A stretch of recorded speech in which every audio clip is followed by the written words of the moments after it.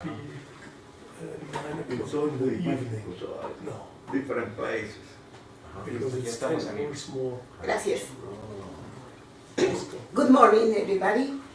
It's a pleasure to me to present to our keynote lecturer, Dr. Pavel Krasilnikov, who will be talking about the splendors of and miseries of numerical soil classification. It's a wonderful moment for me to introduce you. Pavel, you have the word. Thank you, Dr. Adorno, for introducing me, and for me also it's a pleasure to have a talk here at this meeting. The only thing I regret, I couldn't join you physically for many reasons, but the main reason is that I have now administrative charges that do not permit me, unfortunately, to travel for long distances and long time.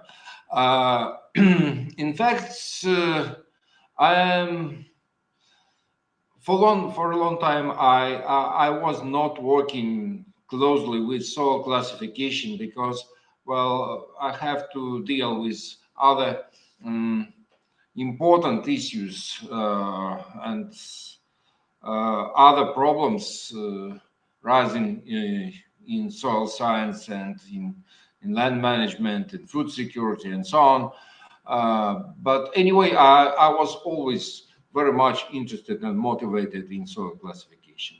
One of the main concerns in soil classification is the use of numerical methods. And there is a big spectrum of opinions on the use of numerical methods, starting from complete belief that they can solve all the problems we have, and the other is that they prove to be useless for soil classification purposes. In this small talk, in fact, I'm afraid I'm not going to speak 1 hour, maybe I'll be a little bit more brief. I wanted to outline some of the latest achievements in this area, some new paths we found in numerical soil classification, and to discuss the value of these findings.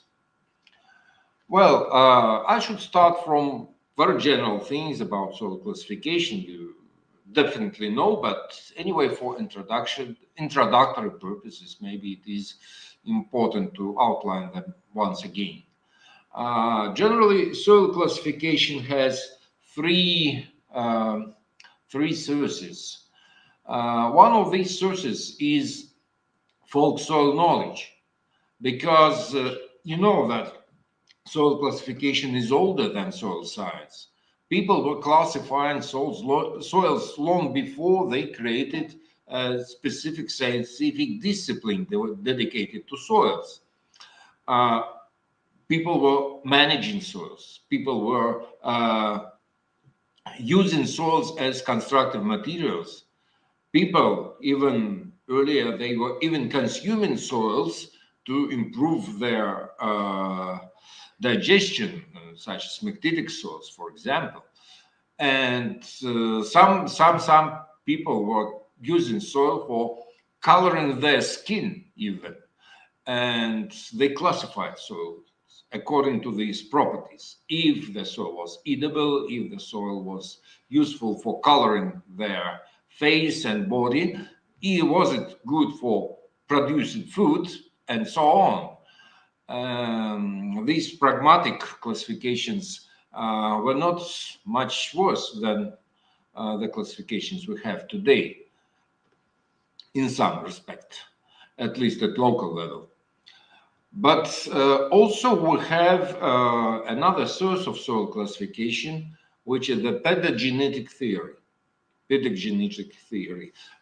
And the idea that soils should be classified according to our knowledge on their genesis, on their geographical distribution, on our deep knowledge in soils and relations between soil soil forming factors, soil properties, well, the processes that the genetic processes we can observe or model, and external soil functions. And the pedogenetic theory explains us why the soils are different. And that's why we have to pay attention to this theoretical knowledge that may seem useless to some of the practical workers. And the third component is empirical data. Empirical data, the data we receive on soil properties, and some people say that it is more important to know better about soil properties, and we have to forget about soil genesis, and we have to forget about the roots in the folk soil knowledge. And this empirical data may be managed in a specific manner, and then we can divide all the soils in a certain number of classes. That is classification. Well, in conventional soil classifications, well, generally we have several characteristics that are important for understanding the organization, the internal organization of soil classification. And we know that there are many soil classifications and they use different approaches, and they differ exactly in these characteristics, such as the taxonomic structure of the classification, the diagnostics we use for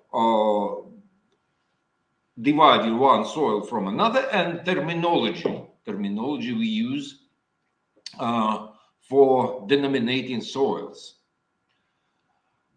In most cases, we deal with taxonomic soil classifications, but it is not the only form of organization of knowledge. Taxonomy is more convenient for users, just because people cannot deal with more than 7 or maybe 10 entities at a time. In fact, 7 is optimal. Well, I remember that our mutual friend Juan Jose Ibanez exactly studied these cognitive issues related to the number of soil taxa we can have on the same level. Okay, anyway, 10 it's okay. More is a little bit more complicated. And that's why it's better to put a taxonomy, a pyramid of knowledge.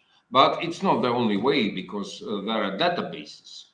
Référentiel pétologique in France, or WRB, they are organized more than like databases than like taxonomies. But in fact, they're not databases. They look like that.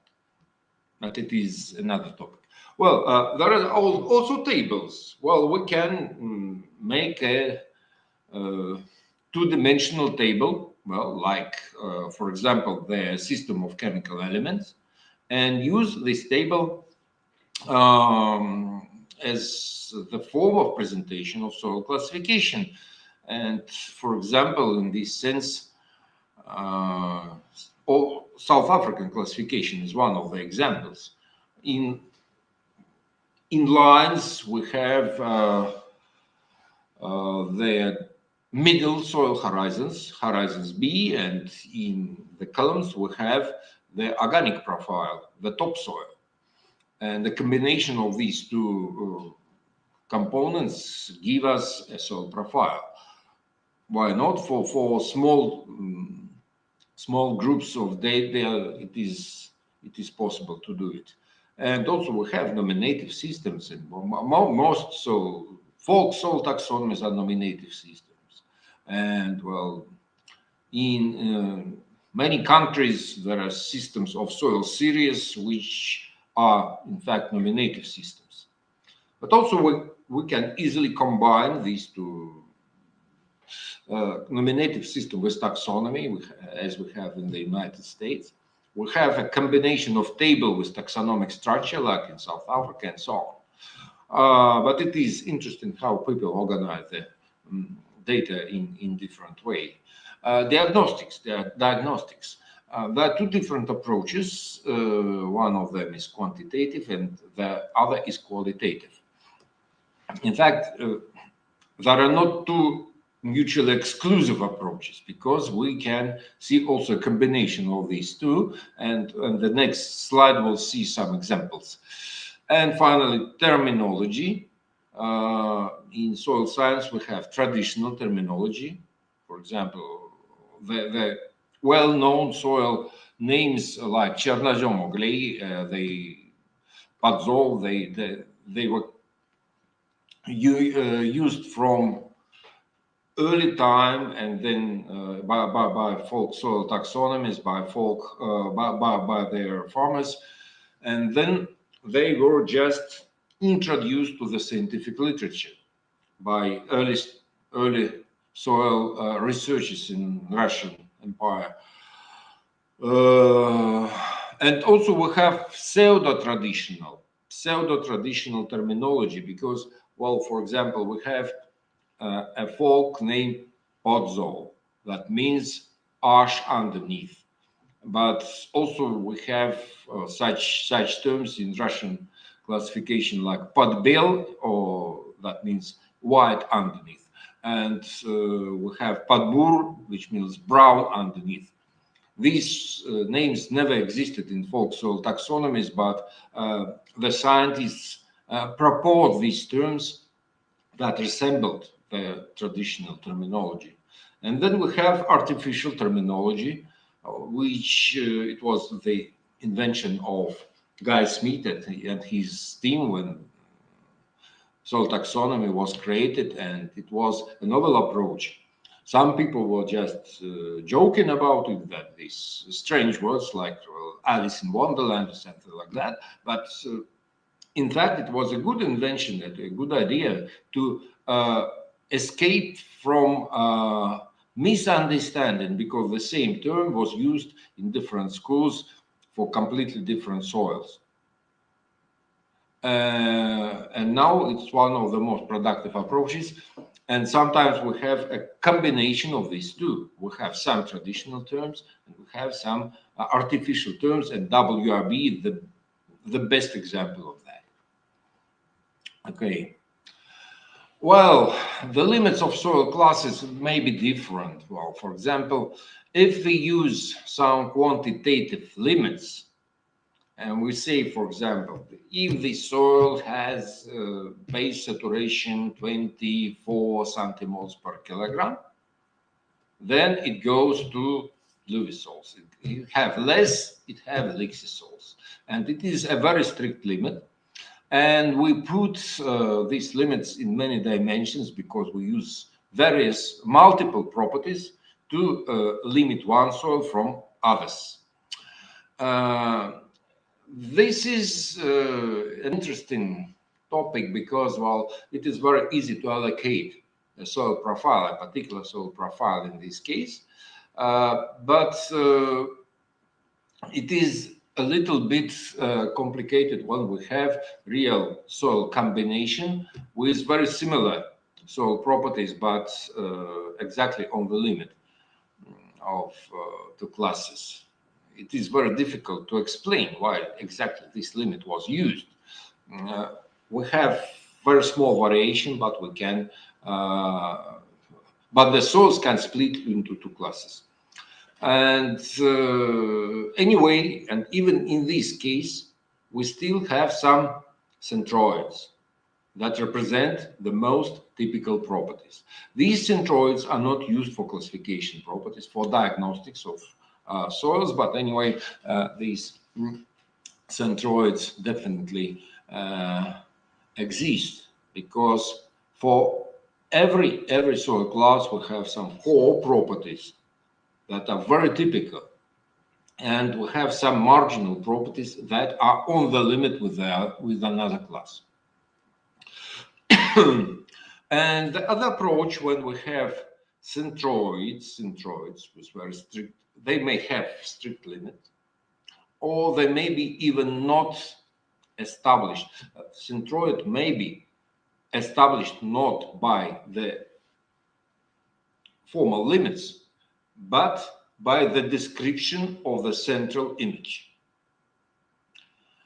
It is a very common thing in, for example, in biology. In biology, they do not use strict limits. For example, they do not say, well, if we have the length of the diameter of a flower more than 10 centimeters, there is another class. No, they never do it. They have a description of the central image, and then it serves as a centroid. And any centroid also have some buffer zone around it, and the profiles that fit in these zone of around the centroids, these profiles should be classified in the same class, in the same group. Okay. At some stage of the development of soil science, the classifiers decided that they can use some numerical information for classifying soils. They considered that if we put some soils in the multi-dimensional space of properties, we can find distinct difference between different soil classes. For example, if we take podzol and the chernozem for two contrasting soils and put all their properties, such as acidity, organic matter content, the composition of organic matter, the bulk chemical composition, exchangeable base, etc., etc., etc. Of course, we will find that these two soils stand very far one from another. And the early studies, in fact, they were very optimistic. In the early studies, they believed that they only have to find a proper method of mathematical management to classify all the soils.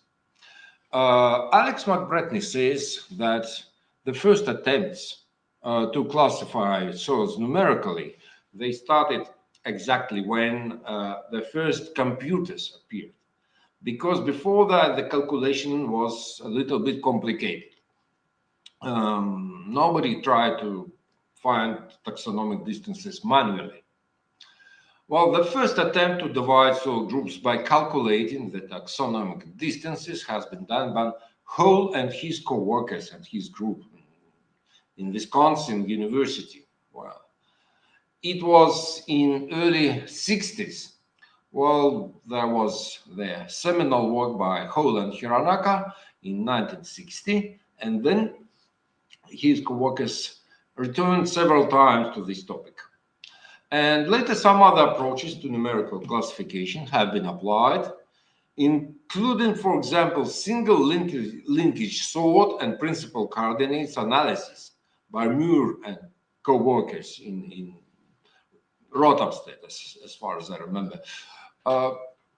You understand that it is very difficult to manage data in multi-dimensional space, and that's why principal coordinates analysis seemed to be an evident decision. Well, Tsipra et al. Used multivariate statistics.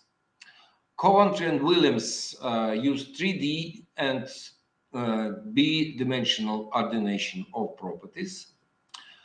Well, Dunning and co-workers used principal component analysis, cluster analysis, discriminant analysis, and the graph theoretical method.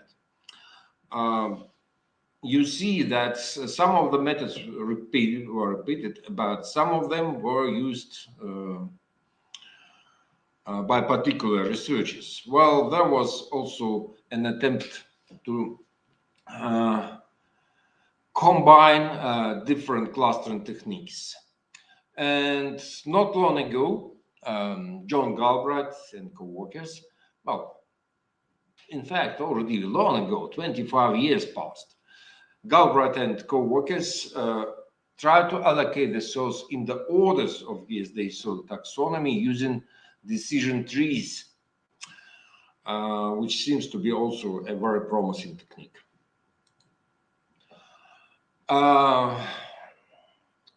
A review of the approaches and methods used for numerical soil classification has been done by Vyacheslav Rashkov, well, ex-director of the Kuchaev Soil Institute, who was in fact one of the first researchers who in the Soviet Union who tried to apply numerical methods for classification.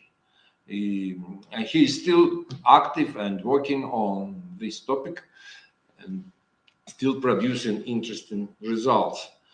And Alex McBratney, you know, of course, Alex, everybody knows Alex, and he was the pioneer in soil, numerical soil classification, also in more modern time.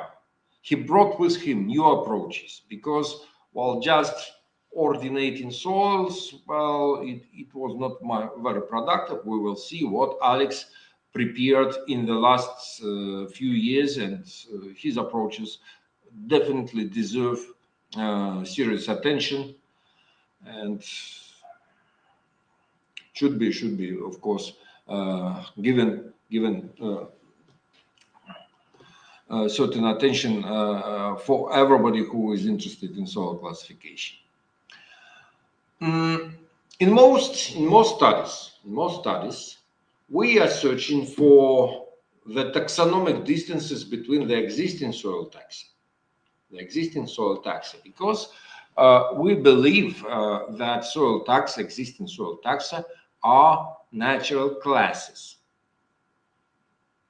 That, of course, is not completely true, because we discussed previously in the first slides, we discussed the differences between soil classifications, how they organized, how the classes are grouped, divided, how the classification is organized. Is it a taxonomy or it is a database or something else? But in fact, the main question is how we distinguish soil classes, how we form soil classes, how we understand that this is the class, how we finally understand that it is a podzol, this is a chernozol. Why we decided that there are two separate things? Maybe we have to classify them only on the basis of their texture or something else. The idea how to divide the space of soils, the soils in real space, into groups has a lot of gestalt, of some in-verbal knowledge to say. When we say, oh yes, this is a separate soil. To a great extent, the idea of soil series was based exactly on that. You come to a new profile and you understand that it is a different soil. And then you make a description and you put it in a database, and then it is another question how to combine them, in what groups. How to find these limits is a big question. And the other approach may be searching for natural clusters of soils in a multidimensional space of properties. Maybe that is a decision. Well, let's have a look. Does it work or it doesn't work at all? Well, one of the recent attempts, yet not finished, well, is the creation of the IUSS working group, Universal Soil Classification. Well, initially it was headed by John Hempel. Hopefully, sorry, he is not among us. And vice chair was Erika Mikeli. And initially it was about 20 persons who were discussing and trying to find a way for new decisions for finding natural classes of soils. Different approaches were discussed, and currently, I think I don't want to say it for the IUSS working group. I don't know, in fact, what are the new findings of this group, but the lack of publications show that the progress is not as important as it was expected. We tried a couple of years ago. We tried to contribute to their understanding of universal of soil groups in the frames of the Universal Soil Classification. And we compared the properties of Chernozomes and Chernozome-like soils obtained from 3 national and international soil databases, USDA, National Cooperative Soil Survey, WISE dataset based on WRB, and Soil Geographic Database of Russia. And we used the data for 668 soil profiles of so-called black soils. It is a fashionable expression now because FAO started a project on black soils. Well, it is a world network of black soils, and generally we include their very diverse objects, but the core of the concept are Chernozomes and Chernozome-like soils. And the first question was what kind of properties we have to include. In many research works, in many recent research works, people were including selected soil properties from different depth of the same profile. And in the same data set, they used the values, for example, for organic carbon content from all soil horizons, not only from horizons, from the depth. 1, 0, 10, 10, 20, 20, 30, and so on, and so on, and so on, and so on, and from multiple profiles, and then trying to find the distance of these properties from the central point, or the area of the geometric figure they had, and so on, and in this way assessing their diversity of soil properties. I don't know if it was, well, in fact, I do not want to judge it. Well, I think that this approach didn't work, didn't produce much new information. And especially, but it outlined the necessity for some soil properties that may be used for comparing one soil with another. Because you understand that it is difficult. We return back to Podzol in Chernozove. What should we compare? Should we use the data from each soil horizon and compare, for example, the properties in parent material in the C horizon of Podzol and Chernozove? I am not sure. We have to use other properties. We have to use some other criteria. And it seems that the best criteria are the differences. Well, they should not be just values. There should be the difference in minimum values, upper limits, lower limits, maximum organic carbon concentration, and so on and so on and so on. These properties that reflect some important soil forming processes. It is a very important thing. When we use numerical methods, we have to remember what we measure and what kind of data we are using for mathematical management. And here's the list of some properties we used for comparing soil profiles. And then the methods we used included the taxonomic distances between the selected soil units using R software. The Mahalanobis distance metrics were applied in order to take the covariance into account. And using all this stuff, we compared taxonomic distances between Chernozomes in WRB system, Castanozomes, Firezomes, Calcisols, Gypsy sols, Selenets, Vertisol, and Lewis sols in the same system, Russian soil classification types, and also corresponding orders and grade groups of the soil taxonomy. And on this graph, we can see how these soils grouped when we use two principal component analysis. And white labels indicate these grade groups of soil taxonomy.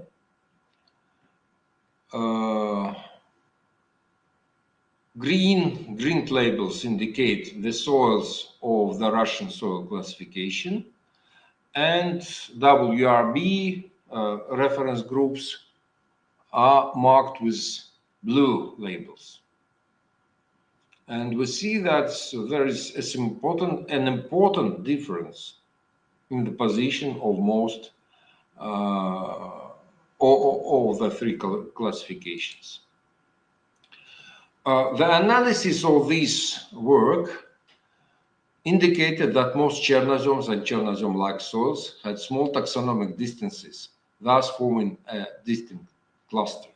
Well, it is one of the aims of these numerical games to find natural clusters, if they exist really. It seems that yes, we can find some natural clusters, but sometimes in some places, in some cases, these clusters do not correspond to our taxonomic groups of other level. And it causes us a big headache, because it means that maybe we have to regroup our soils, and that our classification requires some update. Well, for example, shallow soils and soils with a Hepatic stayed far from the main cluster. They just were in the other corner. Most soils with clay elevation features differed from the central concept of Chernozomes. That is, for me, it's also very natural, because it is another group of much more leached soils, and they should be different. Chernozome-like compact soils strongly differed from the rest of the black soils clusters. We know that vertisols are not Chernozomes, of course. It is an evident thing, and well, numerical classification confirmed it. There is a distinct geographical bias in the taxonomic distances between the soil extracted from different databases. It means it is not only the difference in the approaches in the laboratory. In fact, the methodology used was the same or almost the same. Well, because we know that WRB manual is very similar to soil taxonomy manuals, and Russian analysis may differ because mainly because we have different fine earth criteria. We have fine earth less than 1 millimeter, and the rest of the world use less than 2 millimeters. And really, it really affects the results. Maybe it was one of the sources of the bias. Our Russian database is in better agreement with the WISE database, which includes many profiles from Europe. That is natural because it means that we have very similar soils because we're geographically close. The US database reflects the specific features of the environments and soils of the North American continent.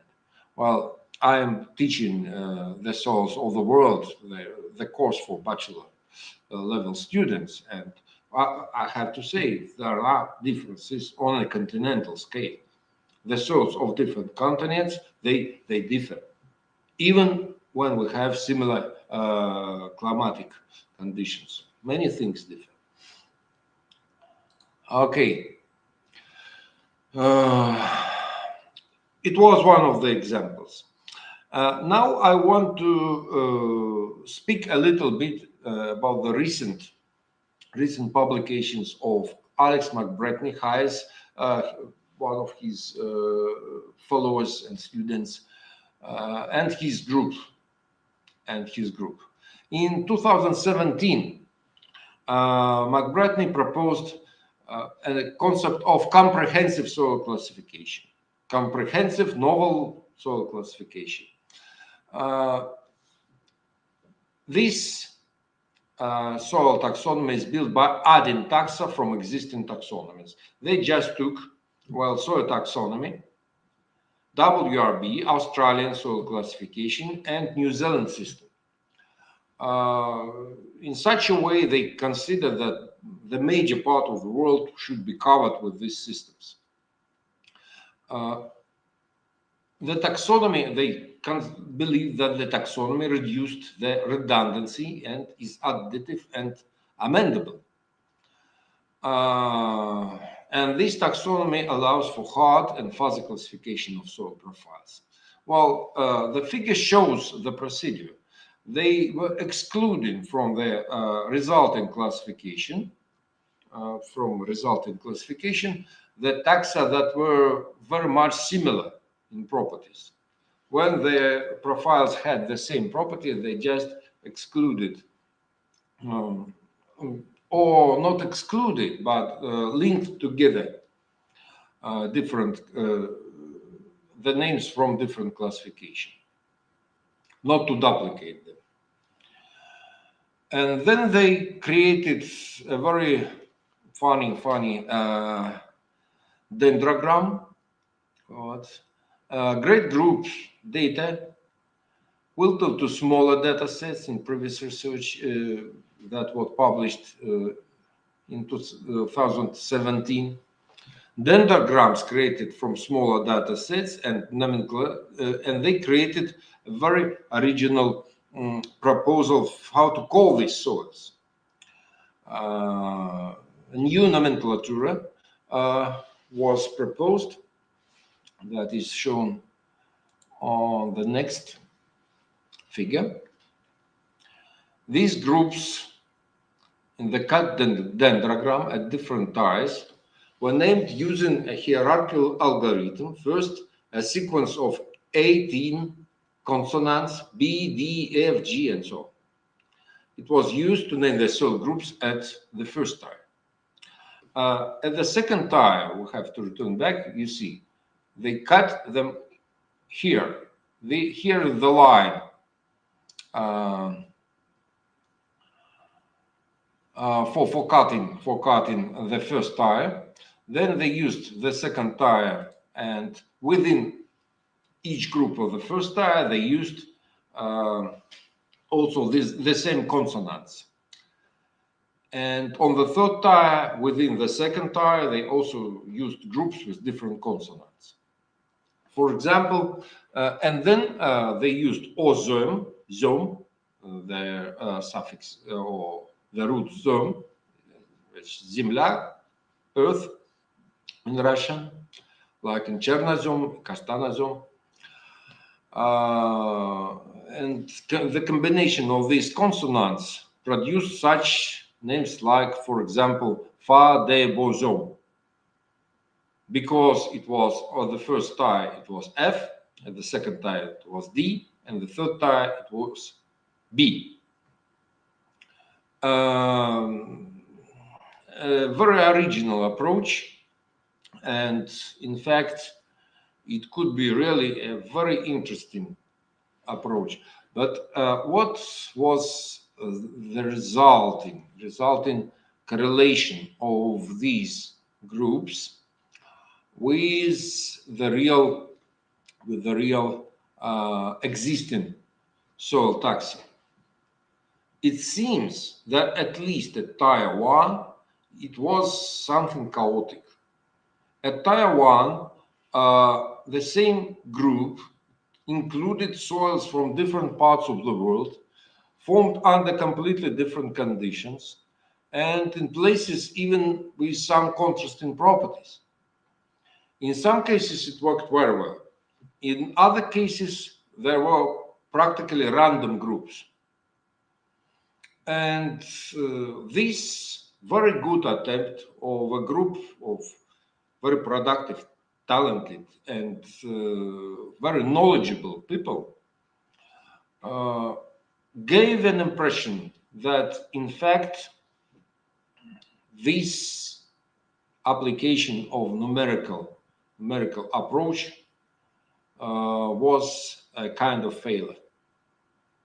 I don't want to criticize it because it was a great job, very interesting and very illustrative, but it seems that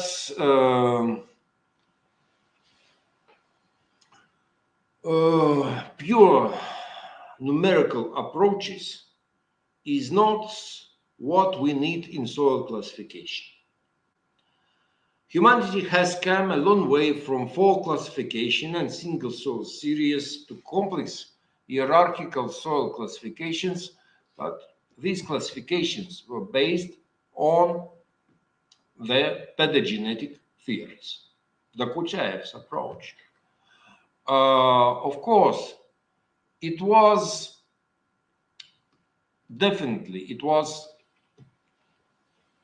criticized, and it was criticized for good reasons, of course. We know that the use of the concept that factors through the processes determine the properties. It is a logical chain, but this chain has led many researchers to a deadlock. People were classifying soils under similar factors of soil formation, and the same, even if they differed very much in their real properties.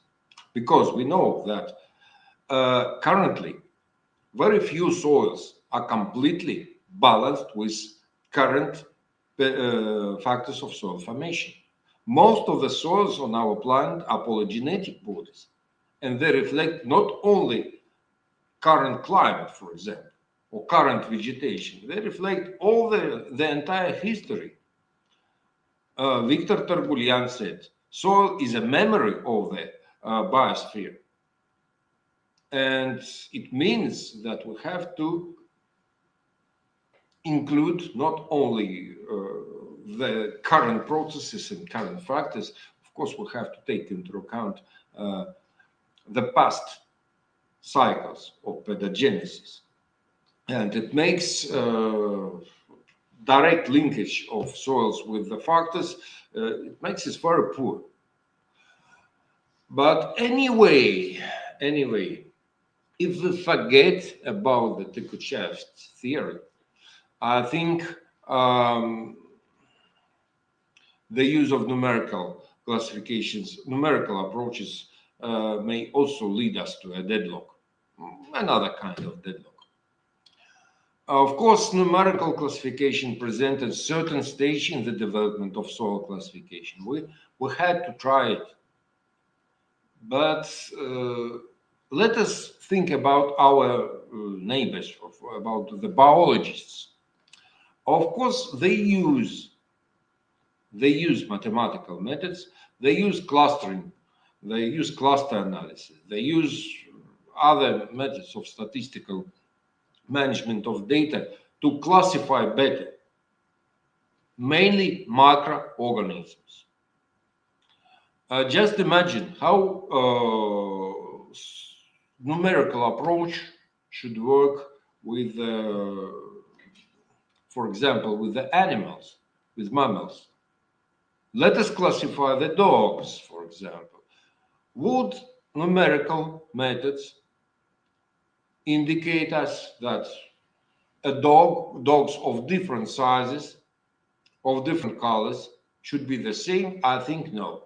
If they have the same weight for all the properties, in this case, we have a great risk that we will separate the classes that are natural.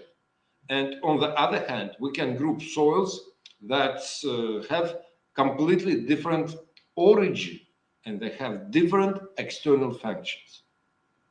For example, under the same name, we group in some classifications soils with argillic horizon that form under completely different geochemical conditions. For example, strongly alkaline soils and acid soils, and they just appear in the same group. We should not believe that simple data manipulation may replace natural classifications.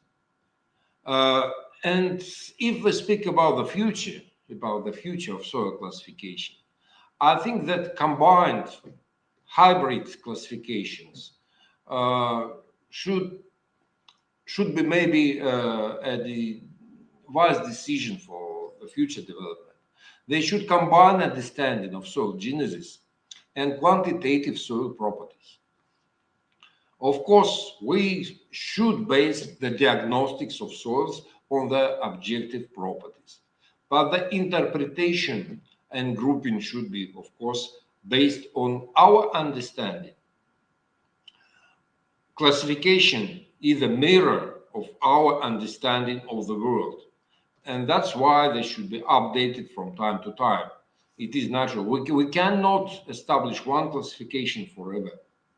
And it means that to improve classification, first of all, we have to improve our understanding, to make it deeper. As for mathematical methods, they are advanced enough to help us in the analysis of soil properties and in the development of our classification constructions. Thank you very much for your attention, and I'm ready to answer your questions.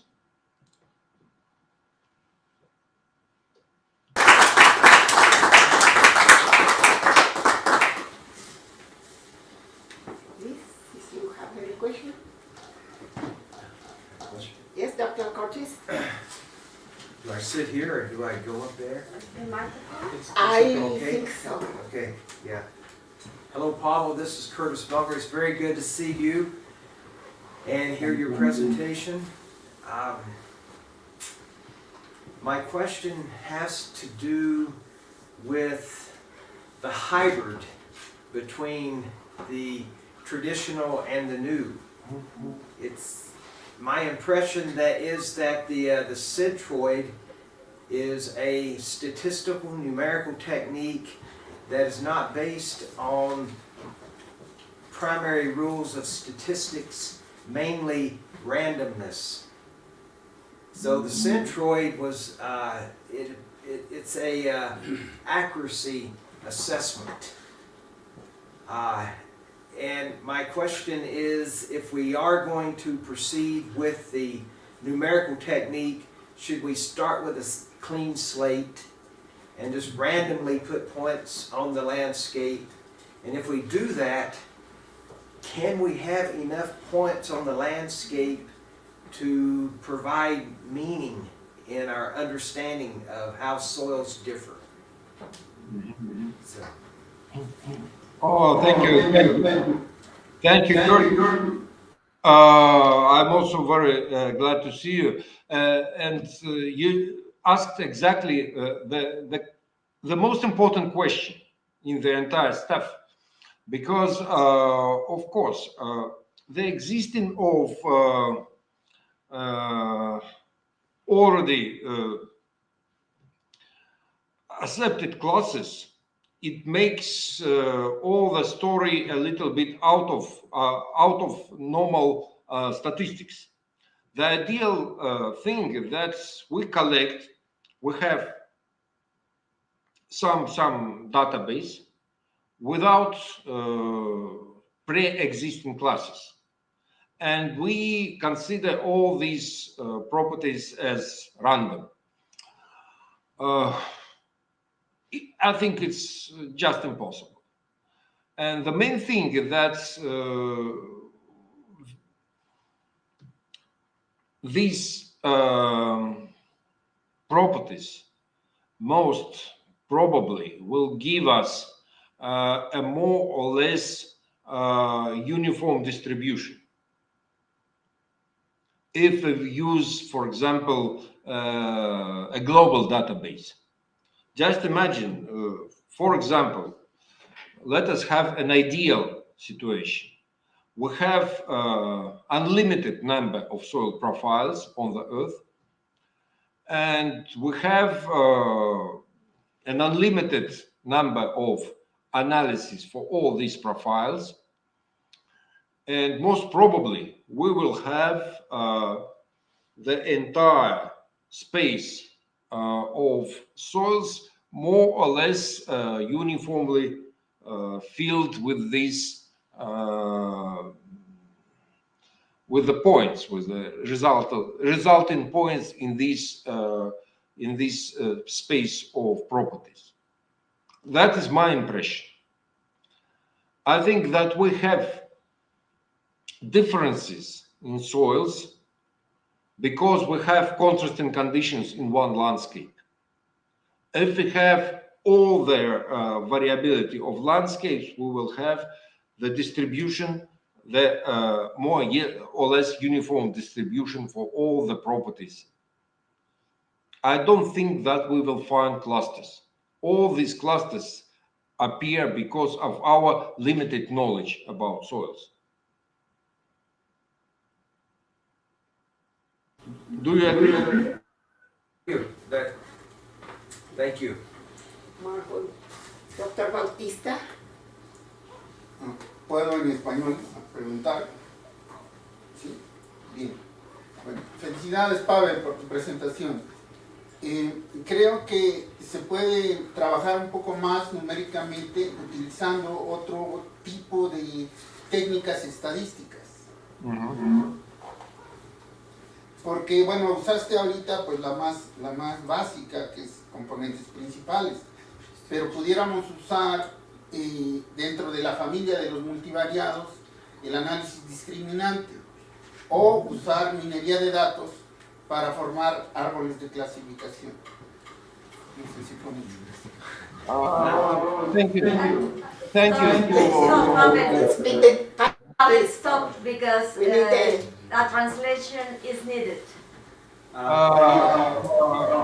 I see that Francisco proposed to use different mathematical techniques, for example, discriminant analysis or something like that.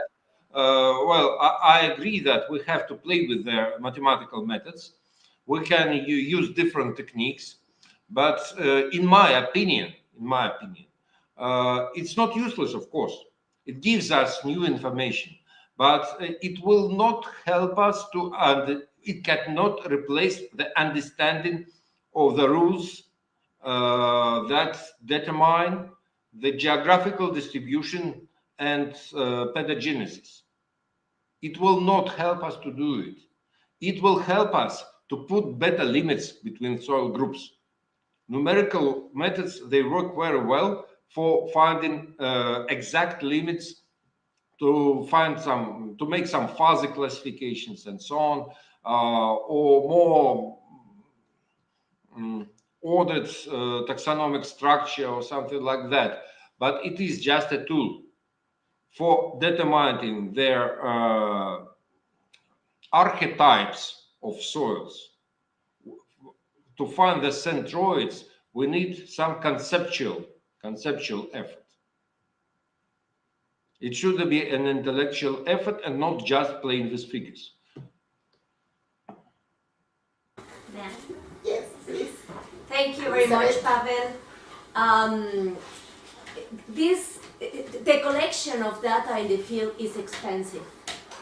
And if we add this collection, the information of all analytical procedures, this hybrid classification will be very expensive and maybe not adequate for instance, for Mexico. What is your opinion?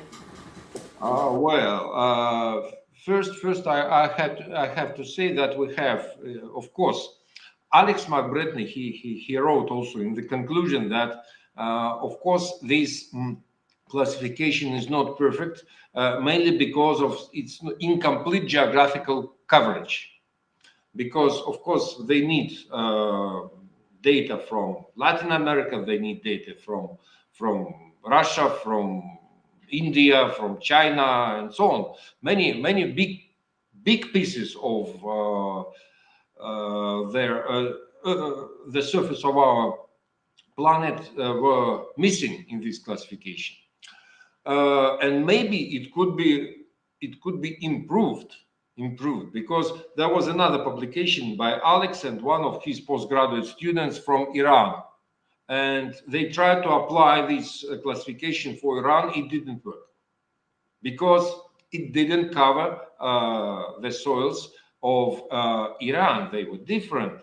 Even in arid Australia, the soils are different from Near East. In this case, of course, it may be improved, and I think maybe it should be also improved and advanced. But I see also another important issue. The thing is that it is still subjective because we have to use correct properties for characterizing soils. If they have the entire set of properties and they will have the same weight for example, the content of organic carbon in the topsoil and for the content of zinc in the parent material, it doesn't work. Of course, it is exaggeration because this classification, of course, did not use the content of microelements. This information is not available for the most for all the soils. But anyway, you understand the point. All the properties of soils are equal, but some are more equal than others. Two more questions. Pavel?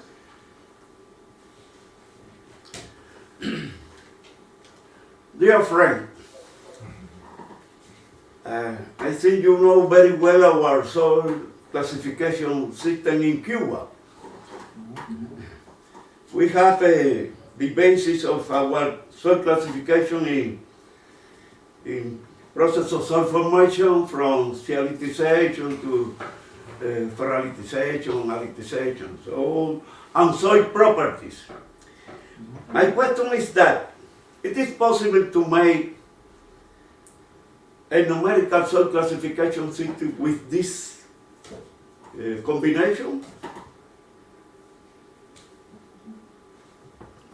Well, first, Alberto, I'm very happy to see you here. Well, second, yes, I know very well the soil classification of Cuba, including the latest version of the classification.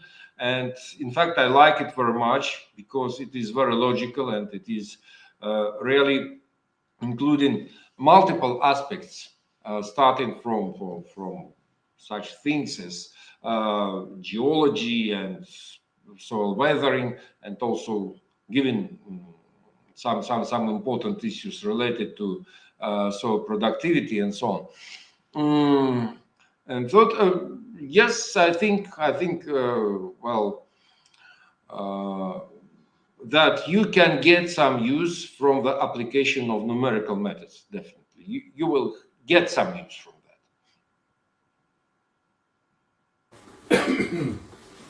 Another question, Pavel? You have? Bien. I have a comment. Because our main objective of this edition, soil classification Congress, is to increase the communication between the researchers and all the statements to the population. And it's a very hard work. So we need to think that which is the best tools. I'm agree that applying the advances in computer information sciences are very confident now, better than 1 year ago, and the next year should be better. But we need to think also then another question. Soil is a living system, and that's another issue that we need to apply to this kind of concepts in order to run more efficient all these programs. We have physical and chemical properties, but if you think what is happening with another sciences is taking in account the soil as a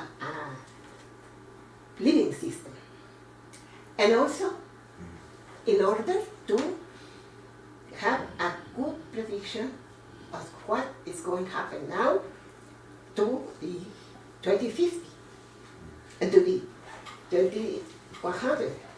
So that is why this is a very dynamic concept that should be developed. But now we need to work what we have. What do you think, Bob? Well, mostly I support this view. In fact, I see many things in soils are dynamic, and it's normal. It's normal because we live in a dynamic world, yeah? And the thing is that if we want to include some dynamic properties in the classification, I think currently it is not considered, of course. Including, for example, you see, for example, the carbonates that come and with groundwater and then disappear after rain. So pseudomycelium, for example, they are not considered as secondary carbonates at all. Well, on the other hand, we understand, for example, the soils with permafrost. Well, you see, the level of ice, it moves. While in summer it goes down, and in winter the complete soil profile is frozen.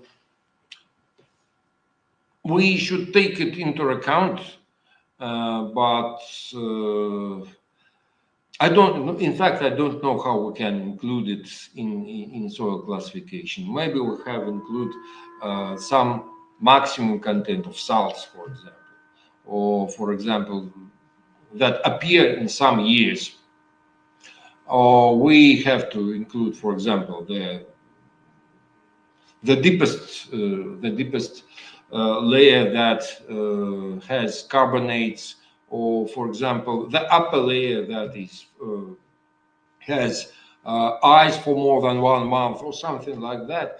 Regime, so what is temperature regime, water regime, the dynamic of salts. Well, they both everything can be included if necessary. But I think that it would be more useful if they included as annexes to classification. For example, like the mineralogical classes in, like the concept of families, for example, in soil taxonomy.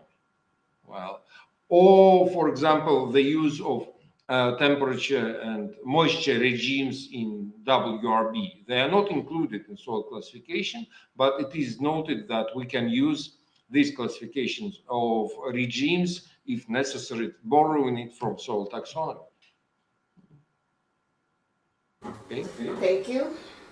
Well, we need to give you our grateful for this great talking today, and my best regards.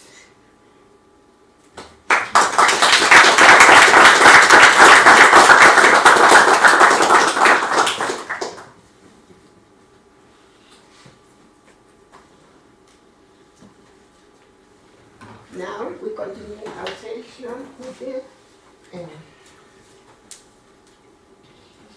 presentation of Tatiana Prokofeva. Tatiana Prokofeva is going to talk about physical properties in terms of diagnostics.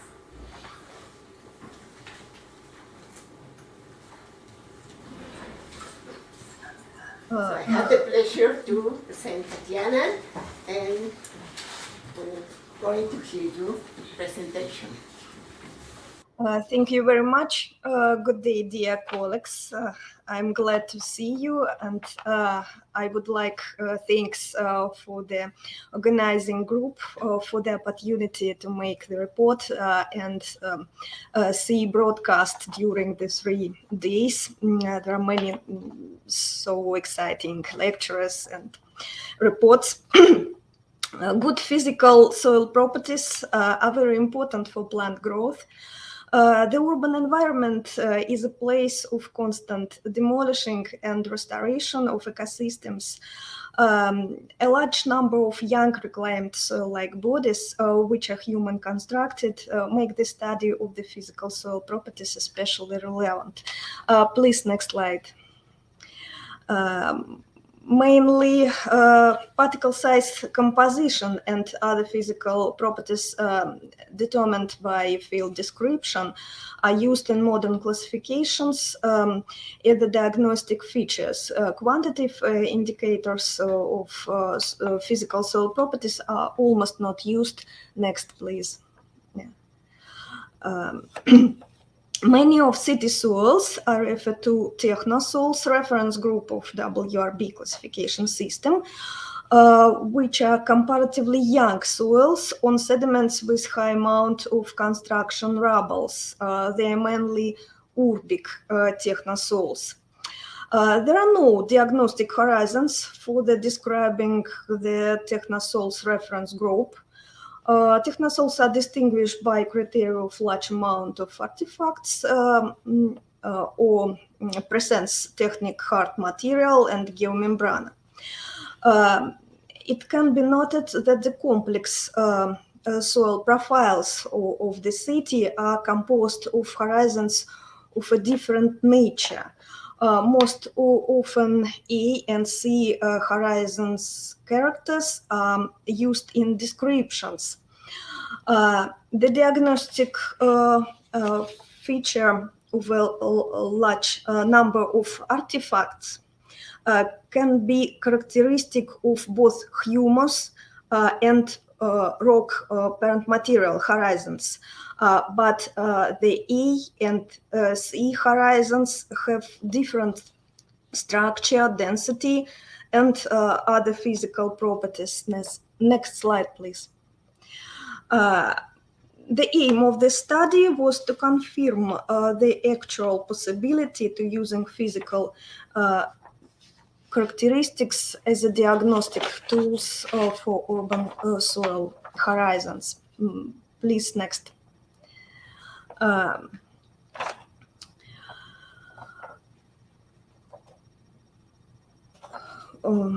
The soils of the city growing up together with the deposition of the urban cultural layer.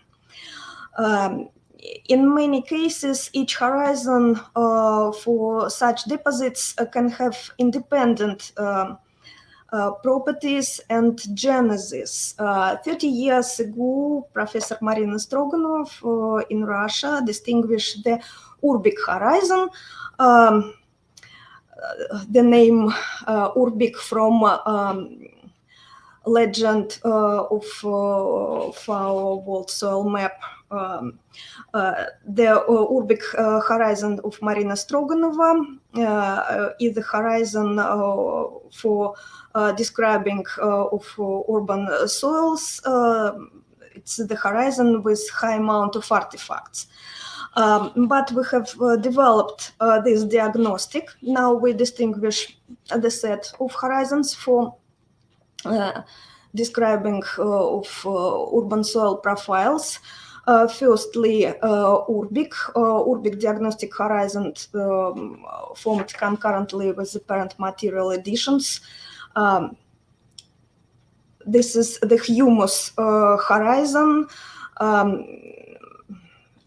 special for urban environment. It's reflecting the synthetogenic trend of urban pedogenesis. We distinguish also normal post-lithogenic humus horizons with WEC technique properties. TCH is a technogenic, is a layers of technogenic materials. The TCH horizon are not revoked by pedogenetic process. And also we distinguish some kinds of rehabilitation materials for soil restoration. So humus horizons have A character, and technogenic layers are parent material C by nature. The separation of A and C horizons occur during the field diagnostics for a number of morphological signs related directly to the physical characteristics of soils. The next slide, please. The object of the study were clay and loamy soils of Moscow and middle-sized cities of the European part of Russian Federation, the Syktyvkar, Krasnodar, Maikop, and Sochi. A wide range of objects have been considered. We paid special attention to soil that can be diagnosed as Urbic technosoils. And their natural analogous and quickly modified soils of urban park area also have studied. Next, please, пожалуйста. Next slide, please. We defined bulk density, saturated hydraulic conductivity, and vertical penetration resistant. Next one, please. You can see some of the investigated profiles from Moscow. The pit one is Albic soil with ARIC technique and transportic diagnostic features. The other profiles are Urbic technosols. They are different. And consist of horizons of different types. We have divided for the statistic, we have divided horizons into four groups. The first group is urbic humus horizons, second ordinary humus horizons, post-litogenic normal humus horizons, technogenic horizons is the third group, and fourth group is remains of albicrete soils, subsurface horizons of natural, they are subsurface horizons of natural soils. Next, please. Next slide, please. The vertical distribution of properties by profile shows very large differences in the indicators for soils, for different soils and horizons. Horizons of technogenic materials and urbic humus horizons both differ from natural subsoil horizons and sediments in density, penetration resistant, and saturated hydraulic conductivity. Profile and intra-horizon distribution patterns of these properties in the studied soils were more heterogeneous than those in natural soils. The highest filtration rate and its heterogeneity were found in the soils of Moscow downtown. They are composed of thick urban horizons with low density. The next slide, please.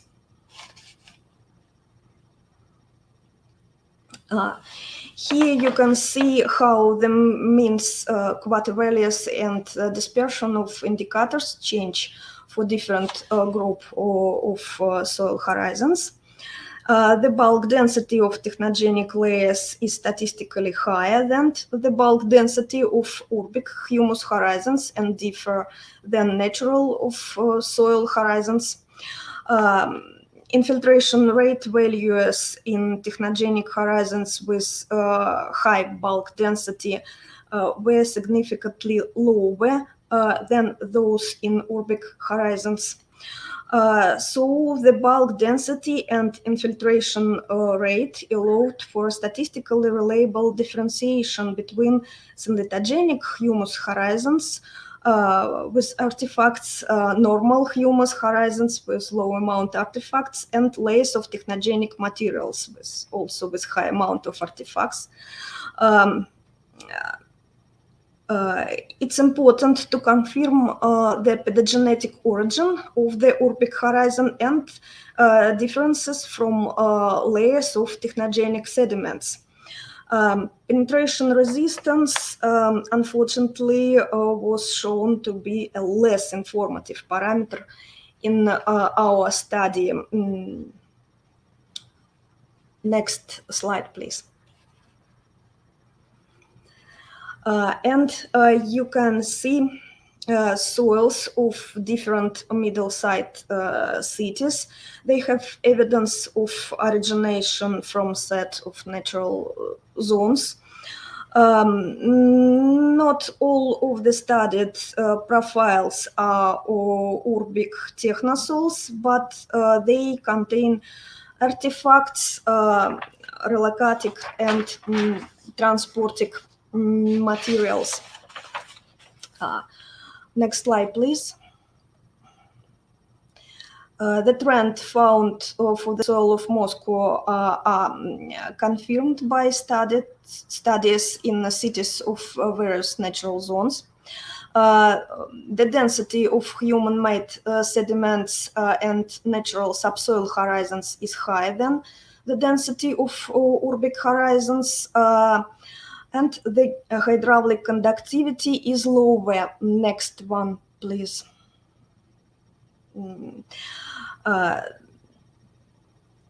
The conditions for the occurrence of cases of very high infiltration rates are formed in old urban soils with large thicknesses of humus horizons and a high amount of waste and rubble inclusions. The exception is the soil of Krasnodar, based on Chernozem. Chernozems has high water conductivity and low density. At the picture, we can see in Syktyvkar the trends repeat what was found in Moscow.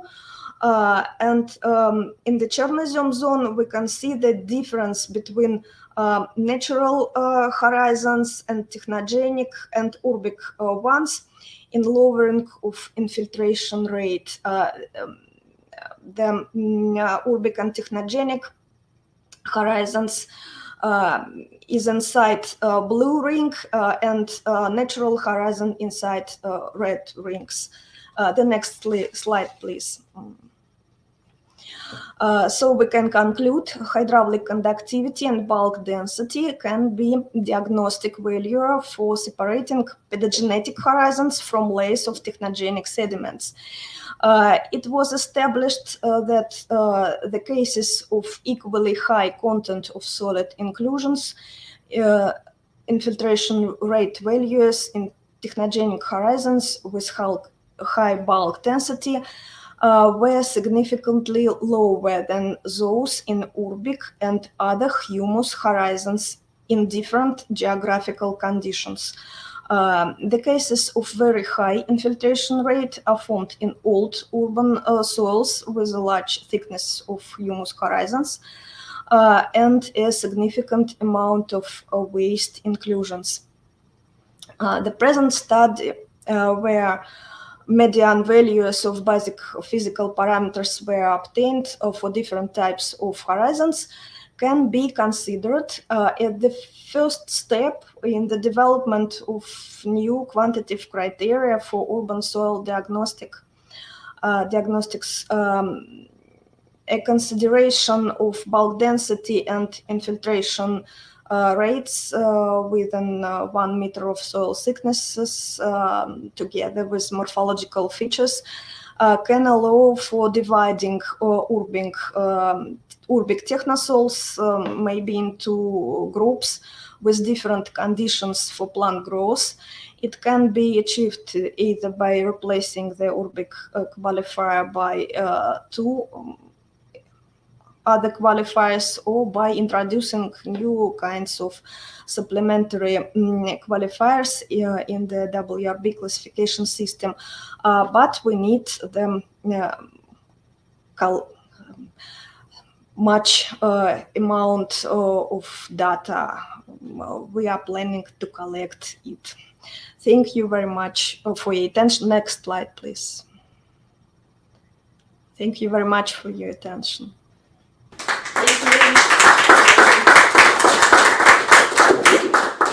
Questions to Tatiana in order for her proposal?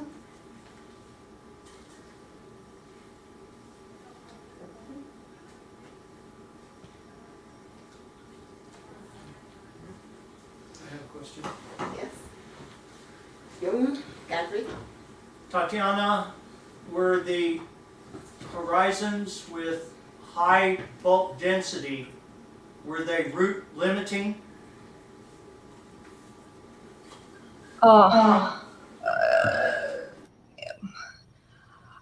High bulk density means more than 1.3, 1.5 gram per centimeters cubic.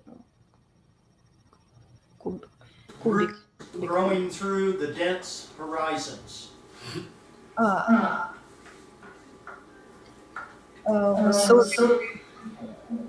Can you repeat this one? Maybe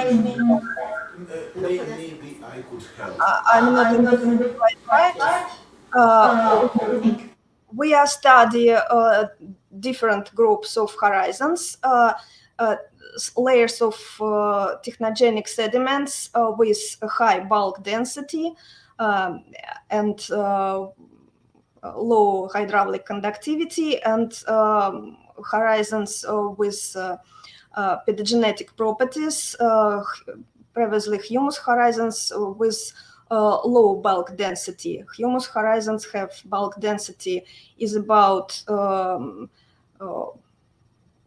or 1.5, and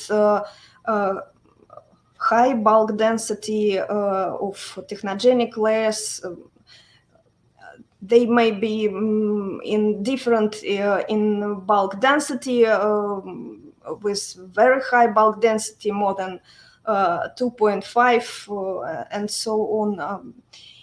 If I can switch my presentation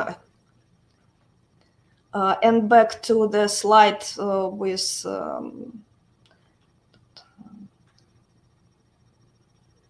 pictures. Yeah, give me a moment.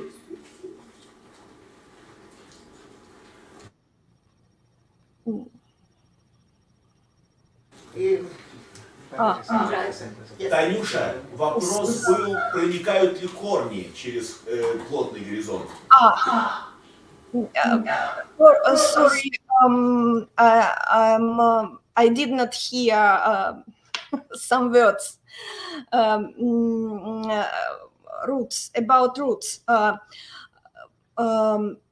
Yes, of course, in many time roots penetrating the technogenic horizons, but we can we have cases when the technogenic horizons have extreme bulk density and extreme amount of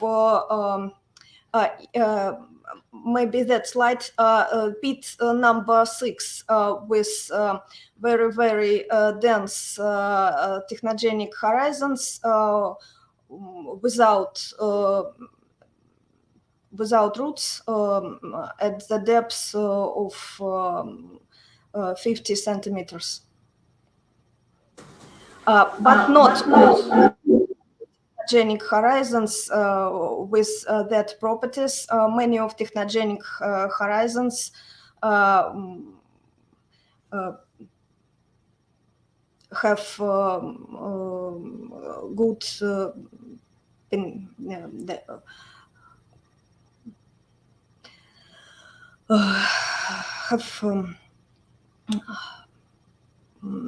conditions.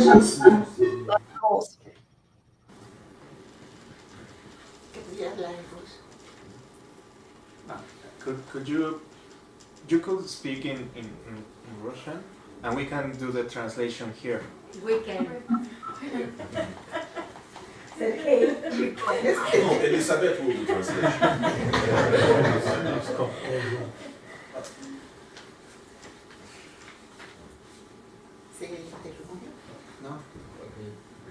Tatiana, говори по-русски. Да, спасибо.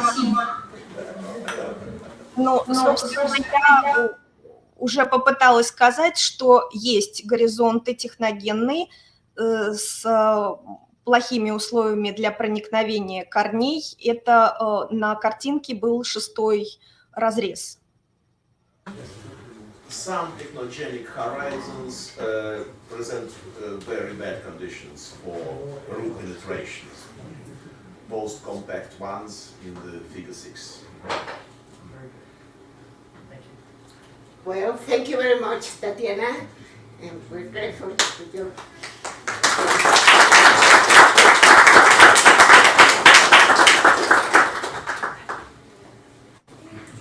Well, now our next presentation is for really. A technical remark, please. Can you make sure that these chat messages do not appear on our screen? It's not possible because we are in the backstage. Yeah, sorry. So please don't chat. Yes. They don't appear in the transmission, but Yes. because we are in the backstage, they appear. Yes. I'm sorry. Yeah, okay. Because we are connected with another. I'm sorry. Okay. Thank you. Our next presentation should be by Lily Pogotian. Lily will be talking about the place of Mexican Hepatic and soil classification in several ecosystems. Hi, Lily. You have Hello, thank you very much. First of all, thank you for the organization of this conference, and it's my pleasure to be here. It's an honor for me. And today I wanted to share you some results of my PhD study, what I made in Mexico. And the topic of my study is the Hepatic Rajapan. So to start with Rajapan, let me remind you some basic parts of its definition. But it's subsurface non-cemented horizon, which is presented in blocks of polygonal prisms divided by cracks, and the pieces of Rajapan submerged in water slakes in less than 10 minutes. And then they starting to talk about the Rajapan, we want to understand how it was formed. And the history of Rajapan study started almost a century ago, and it was first defined as silica hard pan layer, and then it was assumed that it was formed by cementation by silica and iron oxides, but it also supposed that may be other horizons that were formed by pedogenic processes, and the agent of compaction was clay, and it was a result of physical compaction.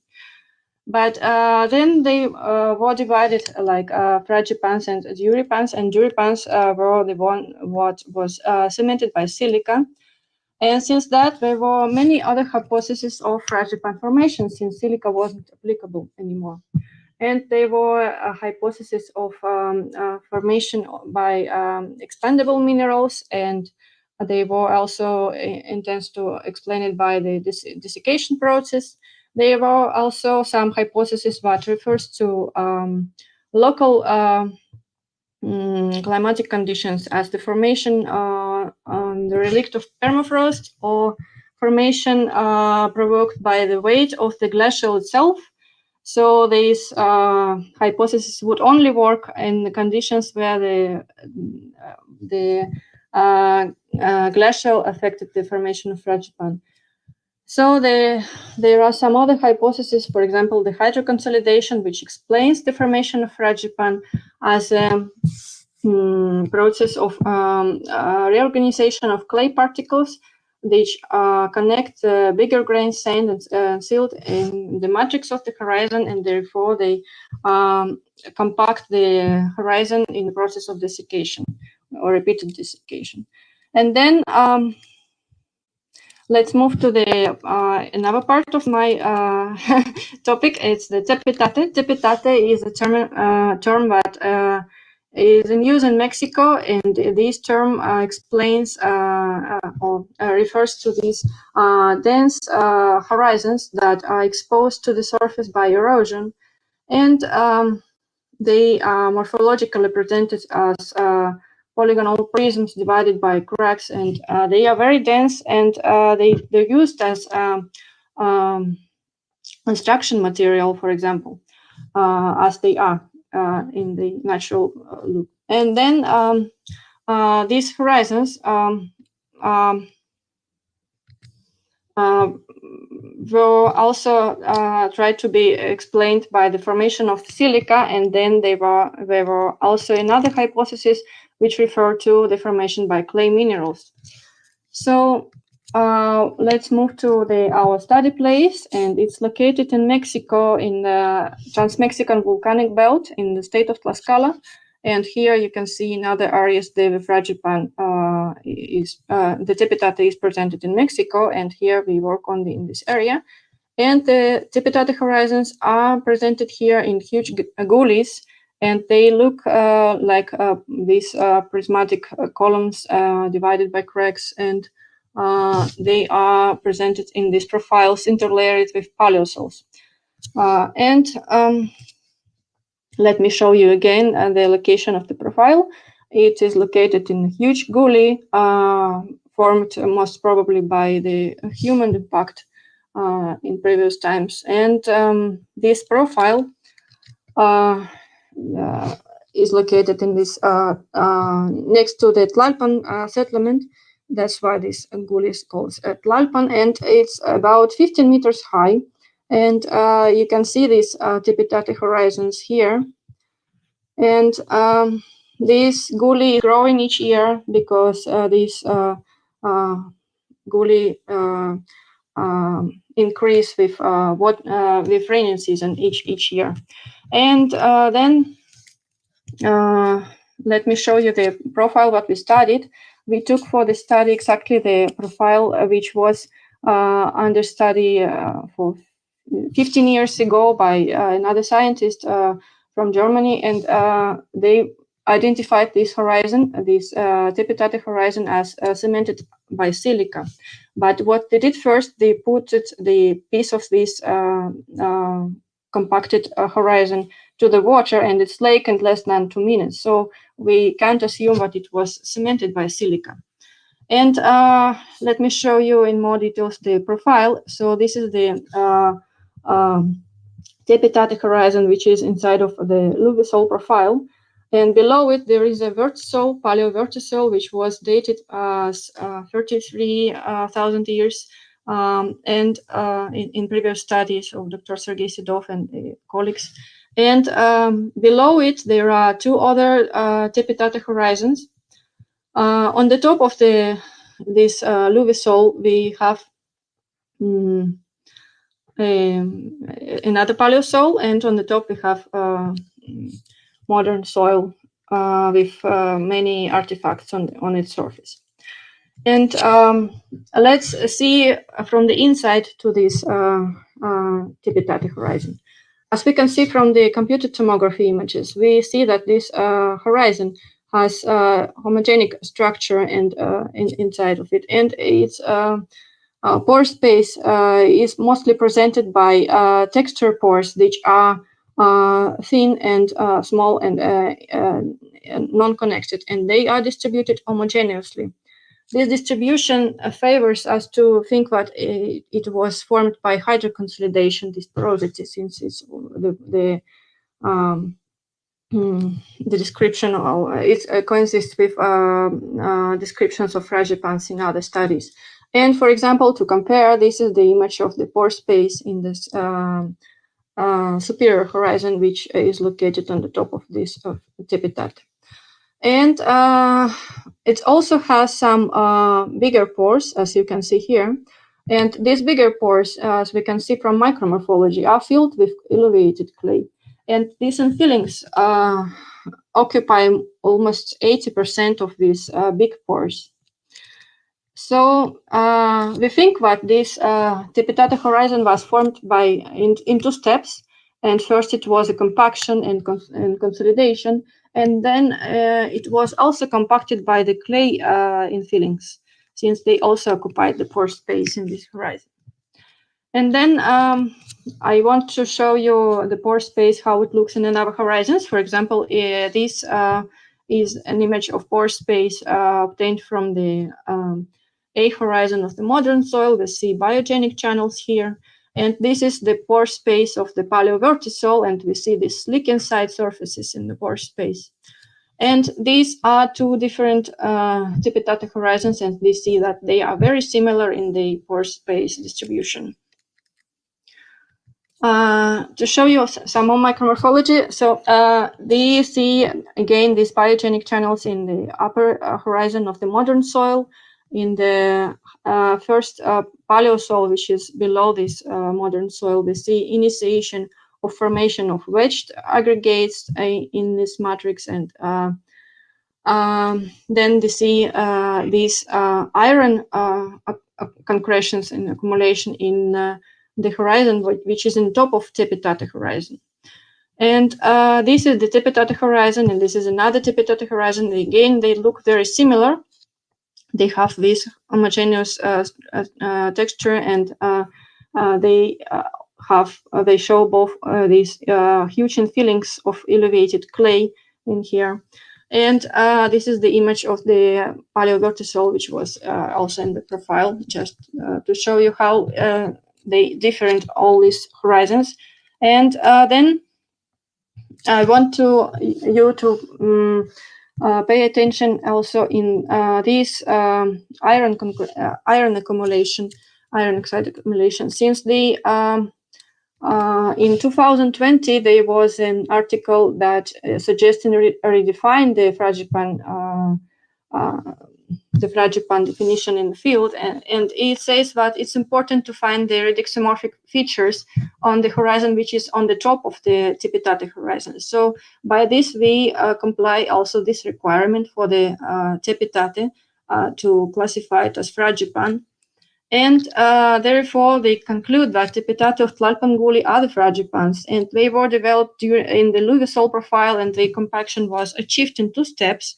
And the Tipitate of Tlalpanguli have been formed in Pleistocene environments, and therefore they are an important source of information for paleoreconstructions in central Mexico. So that was all, and thank you very much. I'm waiting for your questions.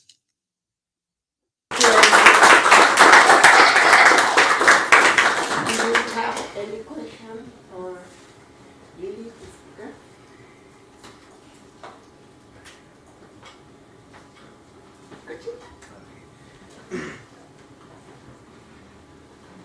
The silica hypothesis.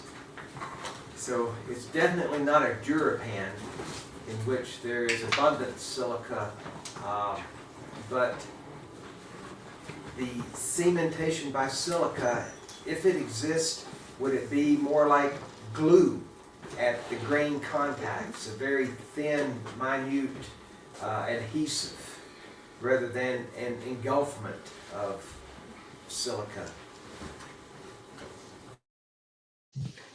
Thank you for this question. Yes, we were trying to find these signs of these infillings, but as you can see from the images of micromorphological images, we didn't find these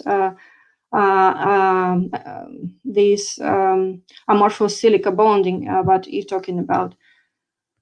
And also, this is about reversible cementation, so by clay. So we're talking about the compaction which is made by clay, and then we see how it slakes very fast in the water. In less than 2 minutes, it's lost its structure. Would it be possible with this formation of silica, what you're talking about, to be cemented in such way? Thank you. Dr. Sedor? Maybe I could add something to the response of Lilith as co-author of this presentation. Besides this micromorphological study, there were numerous other studies, quite detailed, including electron microscopy, high resolution electron microscopy with microanalysis, all for search of this amorphous silica, which was and is until now the basic hypothesis, the dominant hypothesis for origin of Tipitate. Few people share the idea that it is clay and Rajapan. Mostly it is still accepted that it is silica. But no evidences of silica, despite all these efforts, amorphous silica as cementing agent for Tipitate were found until now. So the followers of this our silica hypothesis now say that silica is somehow related to clay, mostly to smectitic clay, and together they form the cement of Tipitate, but it is invisible by analytical methods. Of course, there are normal chemical studies, extraction of amorphous silica with alkaline solutions, but this is not they show quite high values of amorphous silica, but this is not an argument in favor of silica cementation hypothesis, because we have a lot of opaline phytoliths in these horizons, which are also made up of amorphous silica. Thank you, Norm. Thank you, Sergey. Any other questions for Lily? Well, we have time. Thank you very much, Lily. And Thank you very much.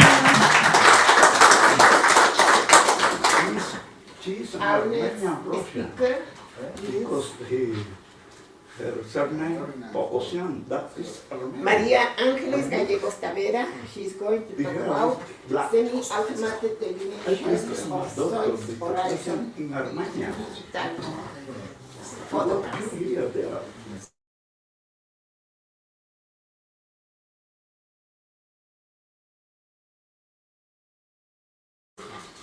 Excuse Ángeles, me. please, your microphone.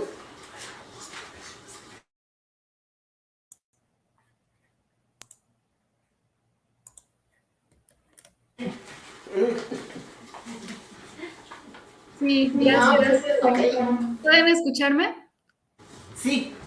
Gracias. Buenos días a todos. Un gusto estar el día de hoy con ustedes. The title of my presentation is Digital Soil Morphometrics of Coarse Fragments and Horizon Delineation in Soil Profiles using Digital Photographs. The history of soil and the environment can be inferred from the soil profile morphology and further elucidated by soil horizon properties.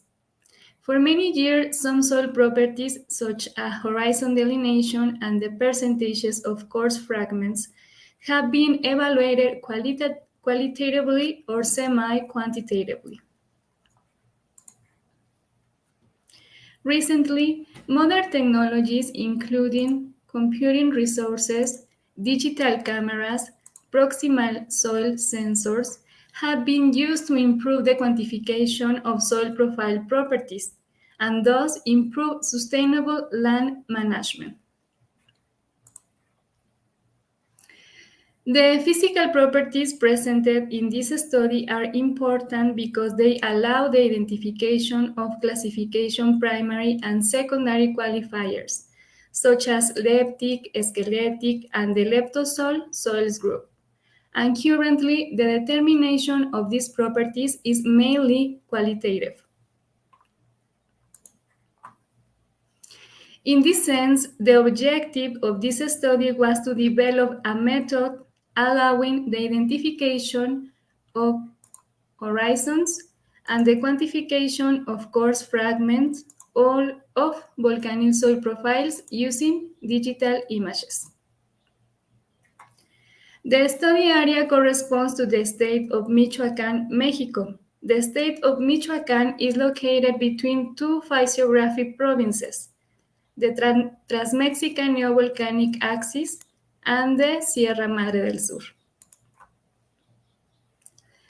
Images of a cambisol and an andosol were used to develop the method, and 18 soil profiles photographs captured by the authors and others from the Series 2 of the Soil Profile Database of the National Institute of Statistics and Geography were used to test its operation. Photographs of the soil profiles captured by the authors were taken by reducing the surface roughness with a brush and using direct sunlight to obtain good lighting. The photographs were captured by positioning the camera perpendicular to the face of the soil profile and focusing on the entire depth of the pit. The color of the soil profile photographs corresponds to the three-dimensional system RGB that represents color using the presence or absence of the colors red, green, and blue. To increase the color differences between the horizons of the soil profiles, a key mean segmentation preprocessing was used in the original RGB images. CLAB and HSV color systems were used to extract the color characteristics of the images and perform more precise calculations. In the CLAB color system, L represents the brightness of the image. A and B provide a color information coordinates that indicate variation from green to red and from blue to yellow. And in the HSV color system, H is the tone, S or saturation refers to the amount of gray in the color, and B or value represents the brightness or intensity of the color. The unsupervised K-means classification method was used again to segment the CLAB and HSV color system images. The K-means algorithm works by grouping the pixels of the image defined by the numbers of horizons in the profile. An interface was generated to allow the selection of the color systems groupings that best delimit the horizons of the profiles. Functions were generated for the extraction, smoothing, and overexposure of the soil horizon limits in the images of the soil profiles. And the ImageJ software was used to determine the depth, distinctness, and topography of the horizons. The distinctness, topography of the horizons were defined based on the proposed area percentage reference charts from the United States Department of Agriculture Field Book.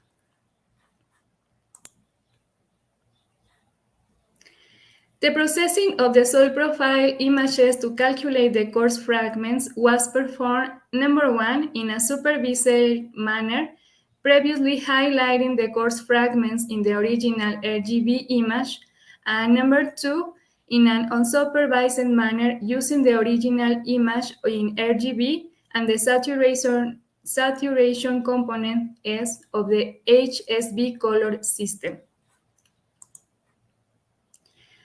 To eliminate the texture of the images and to highlight the differences between in color of the objects, a grouping was performed based on the color entities using a superpixel function. Histograms were used to plot the gray intensity distribution and to identify the objects in the images. The histogram was used for the identification of the gray value that best represent the coarse fragments in the images. A binary image of the regions corresponding to the objects classified as coarse fragments was created. Empty space of the objects were filled, and a discrimination function for the routes based on the roundness of the object was created. The coarse fragments in the profile images was calculated in terms of the area percentage of objects classified as coarse fragments. For the evaluation of precision, the calculation of the absolute error, relative error, mean absolute error, and root mean square error was performed. About the results, the identification of depth, distinctness, and topography of soil horizons, the HSV color system performed better for the Cambisol and the CLAB system for Andosol. The method testing using 18 soil profiles in general identify fewer horizons than in the field. The master horizons were mainly identified with both color systems, except for the Cambisol 3 and Cambisol 4, because their A and B horizons are morphologically homogeneous in color, but contain different amounts of coarse fragments. Horizons were identified for most of the soil profiles. However, the depths were different from those delimited in the field.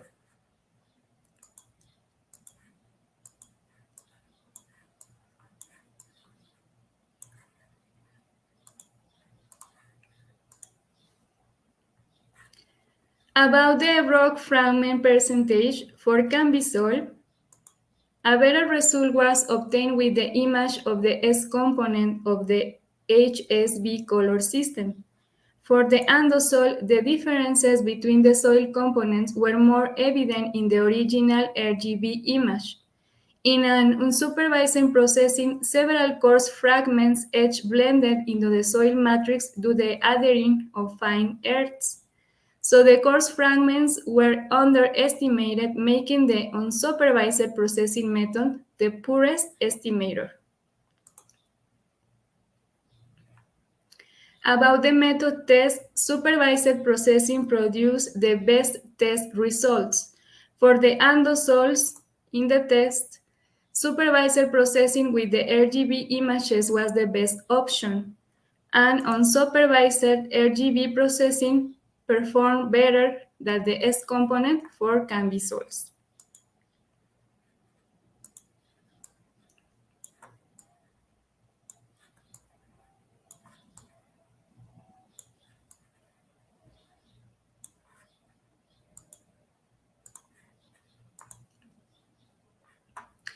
We created a graphic system for decision-making to delimitation of soil horizons and quantification of coarse fragments in digital images of soil profiles. To delimit the horizons, we recommend determining if their colors are contrasting and if the image contains raw, shiny, or shadow areas.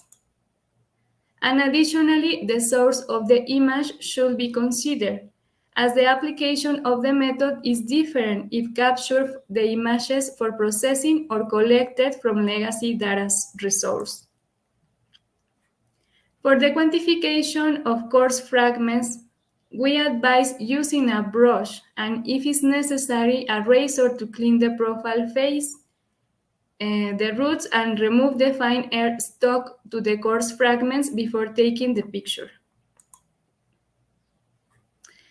Given the edaphic variability that exists, more photographs of soil profiles should be studied that include low, medium, and high color contrast between soil horizons. Profiles with concretion should be included too, and other soil reference groups, such as the non-percolating calcisols, gypsisols, solonchaks, and solonets. Well, the study area contains soil profiles with high and low contrast colors in their horizons and coarse fragments, even in soils of the same reference group. Therefore, we recommend adapting the application of the digital photograph analysis method to the particularities of the soil profile. The results of this work allow a better selection of methods for processing digital images of soil profiles and for transitioning from visual estimates by experts to digital quantification of soil properties. Regarding soil classification, the methods presented in this study could be used for the identification of the rhodic, chromic, leptic, hyperskeletic, and skeletic qualifiers, and the leptosols group with a digital approach. And Okay, yeah.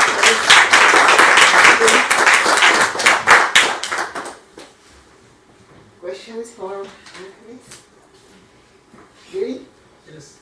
So I find very interesting your presentation, your study. Thanks for sharing it. So what kind of sensor, what kind of camera have you used, and what was the format of the file? Was it like a JPEG or RAW? Sí, bueno, sobre la cámara utilizada fue una cámara Canon PowerShot. Es una cámara de gama media, incluso los celulares que se utilizan, los más modernos, como los iPhone o los Samsung de nuevas generaciones, toman mejores fotografías que esta cámara que utilizamos en campo. Y sobre la segunda pregunta, We are need to making the translate, translation. The perdón. camera that she used was a Canon PowerShot. It was a medium standard camera because nowadays the cell phones like iPhones or that high they have the high resolution. Yeah. Y la segunda pregunta no alcanzas a entender. Can you repeat the second question, please? Type of el tipo de archivo. The type of file, did you use RAW? Sí, utilizamos el archivo JPG que obtuvimos de la cámara. Por eso es que está en el sistema de color RGB. Y después realizamos la conversión a los sistemas CLAB y HSV para hacer el procesamiento. She used the JPG format, so that's why they use the RGB scale color, and then they process to the other formats. Could you repeat the formats, please? CLAB y HSV. Gracias. Gracias. Thank you. Please. No. First, okay. Thank you very much, Angeles. Your work is very nice. I have a question concerning the quantification of rock fragments, because in some soils we can soils with calcium carbonate concretions.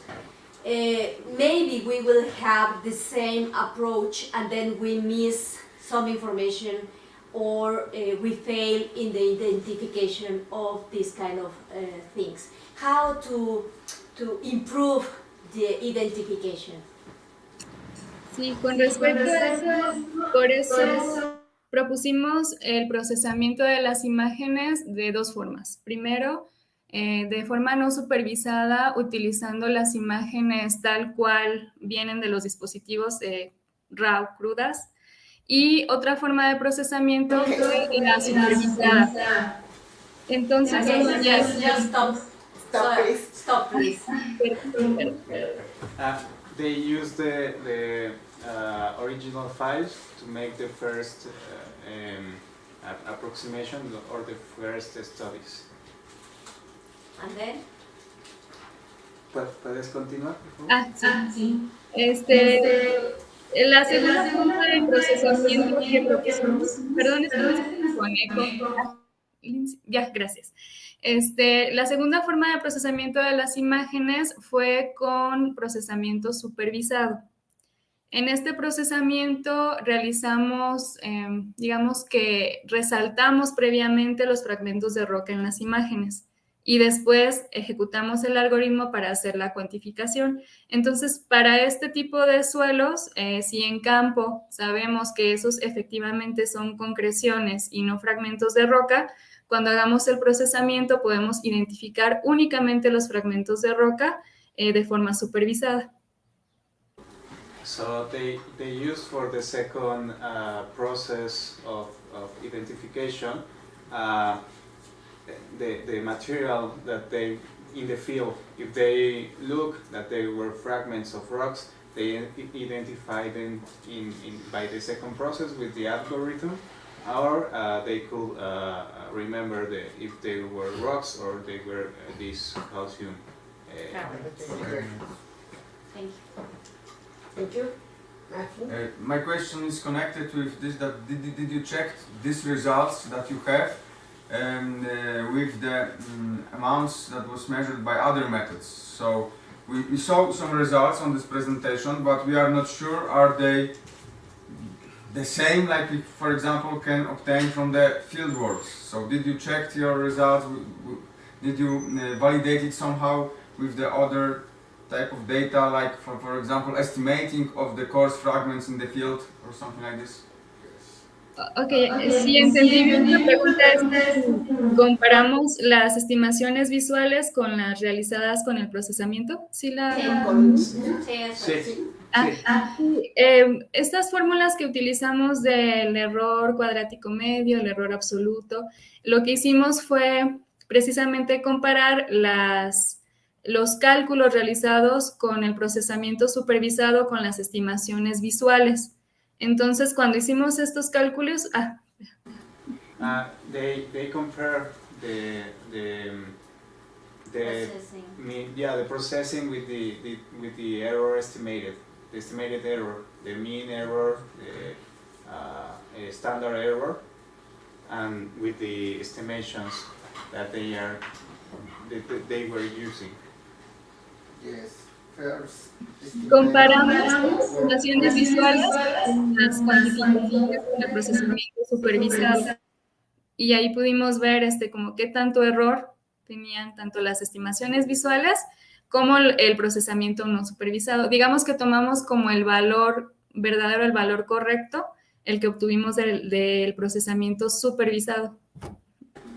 And they compare the supervised values with the observable, with the estimated values. So they evaluate both. First, the image, and this was without control.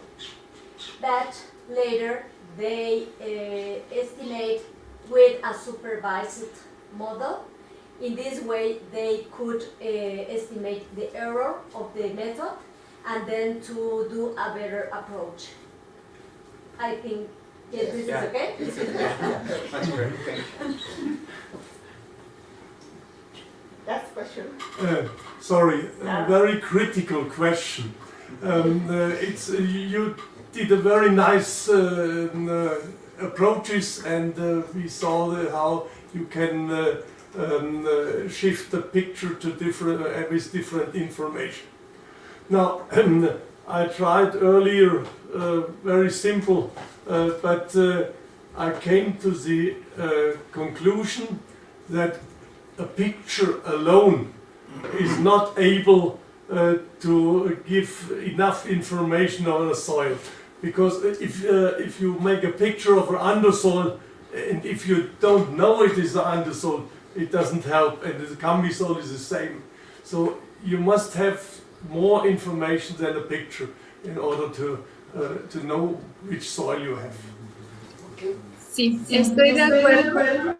Por eso en las conclusiones mencionaba algunos calificadores primarios y secundarios particulares a los cuales se les pueden asociar los criterios de diagnóstico con estas propiedades que trabajamos.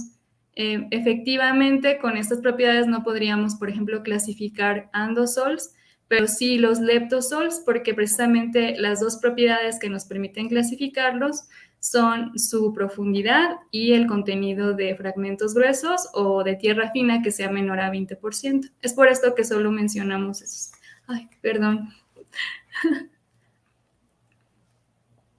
Basically, she agreed, and this method is not applied for all soils, Yes. but it works very nicely with leptosols, because these soils are not so deep.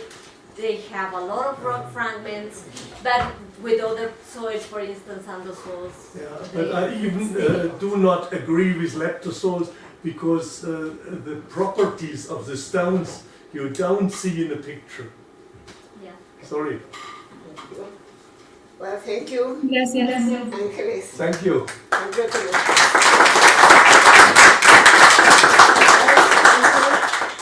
Coffee break. How long? About 20 minutes. 20 minutes. That's good. Yeah.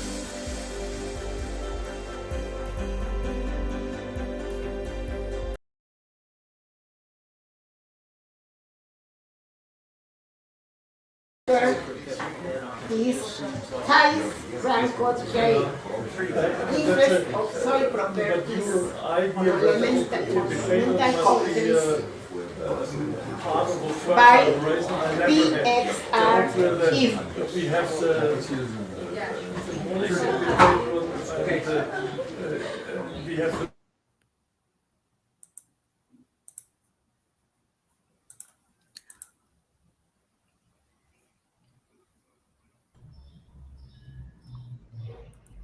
PhD Thais, we can hear you and we can see you.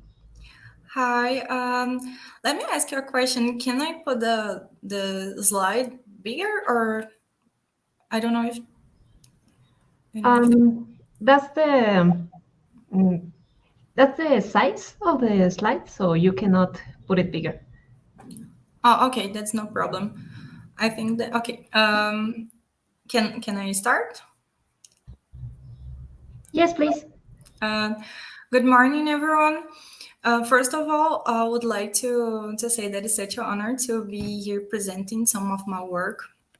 Unfortunately, I couldn't be in Mexico this year, but it's amazing to be participating in the Congress and to be presenting. The title of my work is Influence of Soil Properties on Elemental Contents Obtained by Portable X-ray Fluorescence Spectrometer, the PXRF. So introducing myself, my name is Thais. I'm an undergraduate student in agronomy in Federal University of Lavras in Brazil.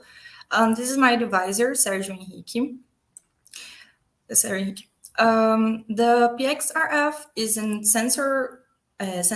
proximal sensor that is capable of identifying and quantify the total content of numerous elements in different matrices. So as you can see in the picture, it seems like a pistol, and you can put this on any surface. If you have a rock or even if a table, almost any surface, you can put a trigger, and in this screen, you can see in about 30 or 60 seconds the concentration of numerous elements that has on this surface. So the concentration shows in percentage or in parts per million. Worldwide, this equipment has been used for pedological, agronomic, and environmental purpose. Okay. No, está bien. No te preocupes. Gracias. But how the X-ray fluorescence works? So when the X-ray reaches the surface of the soil particle, the electrons are the inner electrons are displaced to the outer shell. Like we have the X-ray, and sorry. The electrons that is on the inner shell are displaced to the outer shell. When this happens, there is an energy that's released in the form of fluorescence. Each element has its own fluorescence, has own characteristic spectral signature, and that's when we can identify which element is. And the intensity of the energy is proportional to the element concentration in the material. So that's why we can quantify the concentration of this element. So in this image, I can try to show how this works a little bit better. So here, imagine we have the soil particle. In the X-rays incident, when the incident X-rays reach the surface, this electron that is here in this green one, it's ejected. And when this happens, another one on the outer shell comes to fill this vacancy. So when this happens, the energy is strong. But the PXRF has some limits of detection. This one, we can, in the periodical table, we can see that this equipment can identify the elements from the magnesium until uranium, and all these elements that is between them, we can identify. But why do we study the PXRF, and why do we want to use that? The traditional chemical analysis in soil requires time and use a lot of chemical reagents, and it's considered not environmentally friendly. But the PXRF is an equipment that is really fast. As I said before, we can have the results in 30 or 60 seconds. is considering an equipment non-destructive to the samples, so it allows us to reuse those samples. It's considering environmentally friendly because it does not require any kind of chemical, and requires minimal or no sample preparation. What helps us because we can use this on field. But there are some studies that shows that some soil properties can affect the results of the PXRF, such as moisture, texture, and organic matter. The soil moisture can observe or disperse the incident X-rays. This can influence in the final results because it can underestimate the concentration of the element. The texture, it's expected that the thinner and more homogeneous material have a better result. And the texture on the soil will have different size of particles, so it might interfere in the results in the end. The soil organic matter can attenuate the X-ray beams, so it can act, such as the moisture, it can decrease the contents of the elements in the final result. So the objects of this work was to create and evaluate the predictive models of aluminum, iron, and silicon. Wait a minute. Okay. I can't see the screen anymore. Okay, no, it's fine. What we want in this work is to use the PXRF in field and try to convert these concentrations into a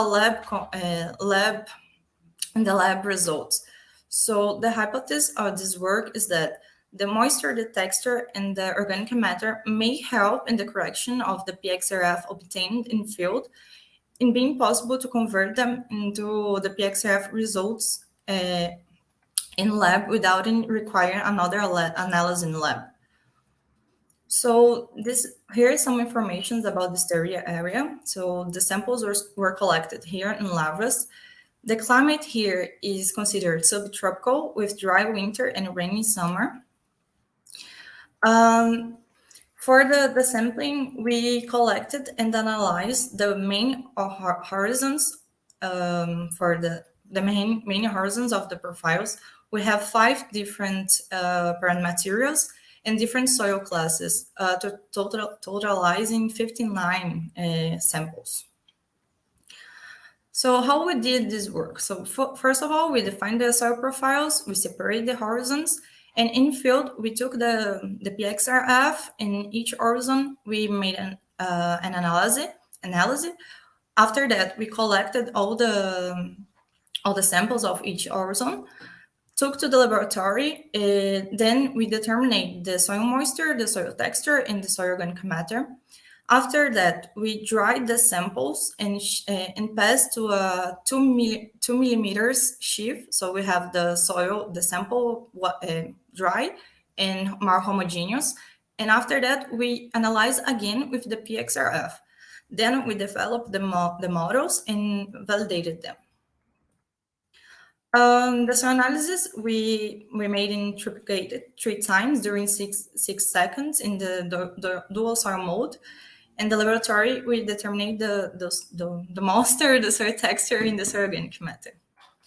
So for each element, we create a linear regression model with different combinations with independent variables. Here we can see the I is the content of each element to be predicted in the air drying fine earth, is the one in lab. And the X is the content of each element obtained in the field. So here in the first one, we have only one equation with only the result of the analysis in lab and in field. The second one, we only used one auxiliary variable. Here we have moisture, texture, and organic matter. And the second and the third one, we have true combinations of the 3 variables. In the first equation, we have the combination of the three variables. For each element, we validated using the live-on-now cross-validation, and we calculated the square R, the root mean square of zero, the normalized root mean square of zero, and the relative improvement. The squared R, we want this to be high, so can say that is more, the higher the square R is, the more explanatory the model is. The lower the normalized root mean square of zero is, the more accurate the model is. And the relative improvement, if we have proximal, then 100%, we can say that some variables helped us to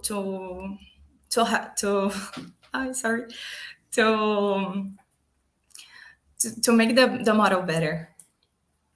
Here in this image, I can show you how the difference between the analysis in field and the analysis in lab. The darker bars are the one that we made in the field.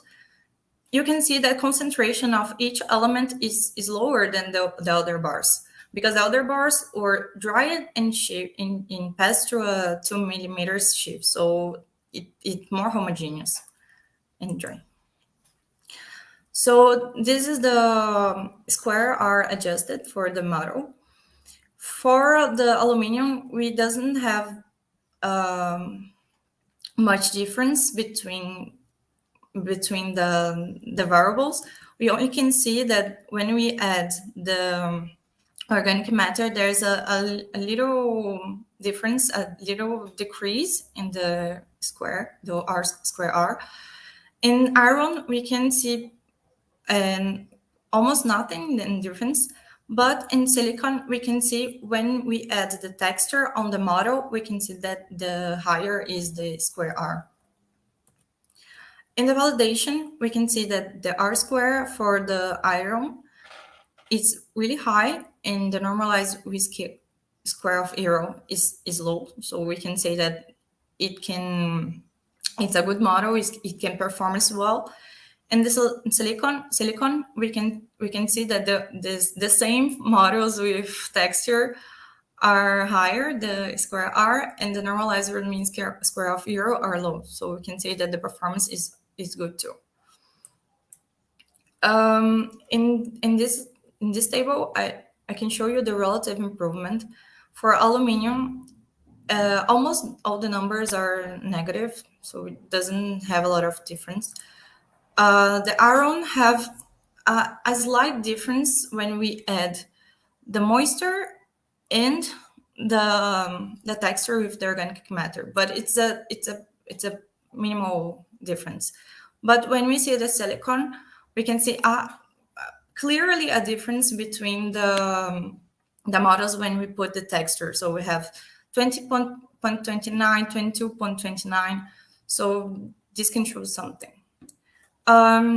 In conclusion, the models generated for aluminum, iron, and silicon are demonstrated by the R square R adjusted. Aluminum and silicon models were mainly influenced by texture and moisture, since the water content and soil particle size influenced in the PXRF results. For iron, there's no significant change between the models, so it's possible to use the PXRF in field without the addition of cover radius, like the organic matter, moisture, and texture, in order to minimize time and make them more economical. In general conclusion, using auxiliary data such texture, moisture, and organic matter content in the equation, it is possible to observe improvements in the model. So that's the acknowledgements. This is the article that is based on. I would like to say, if anyone have any questions or any interest in the subject, you can text me, and I can recommend some different articles about the proximal sensors and talk a little bit. So thank you, everyone, and that's it. Do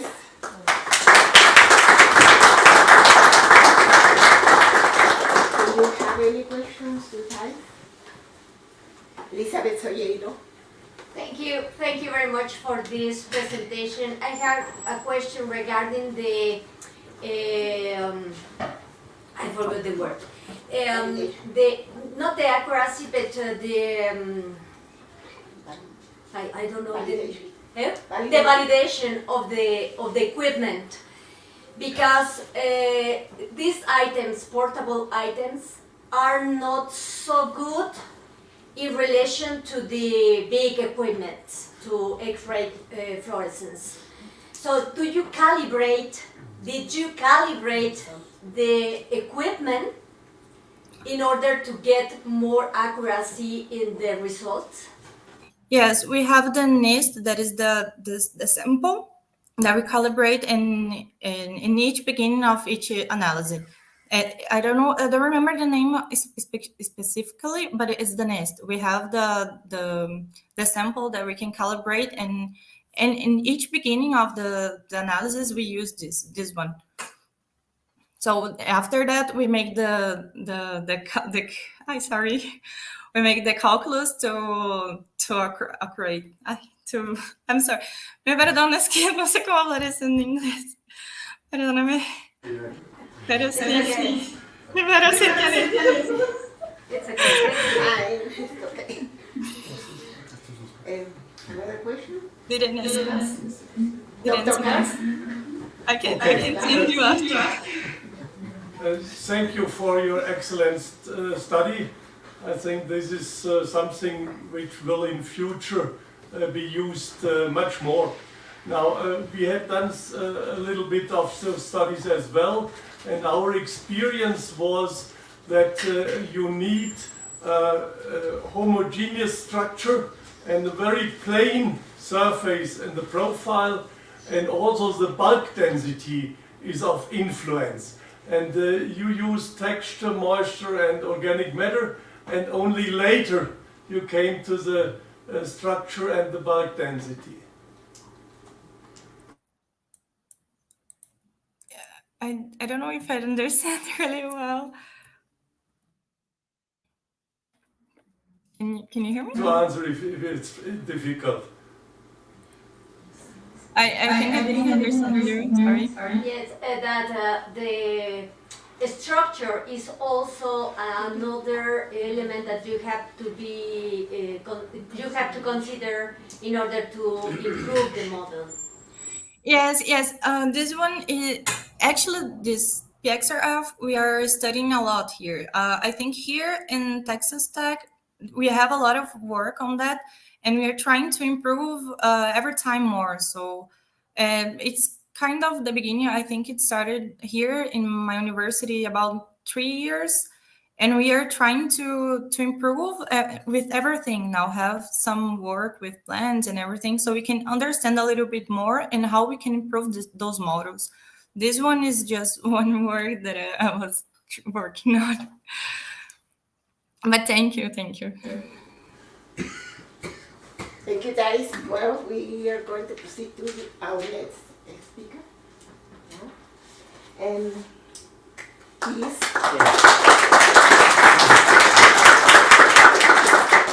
Dr. David Rossiter, that is going to present us his...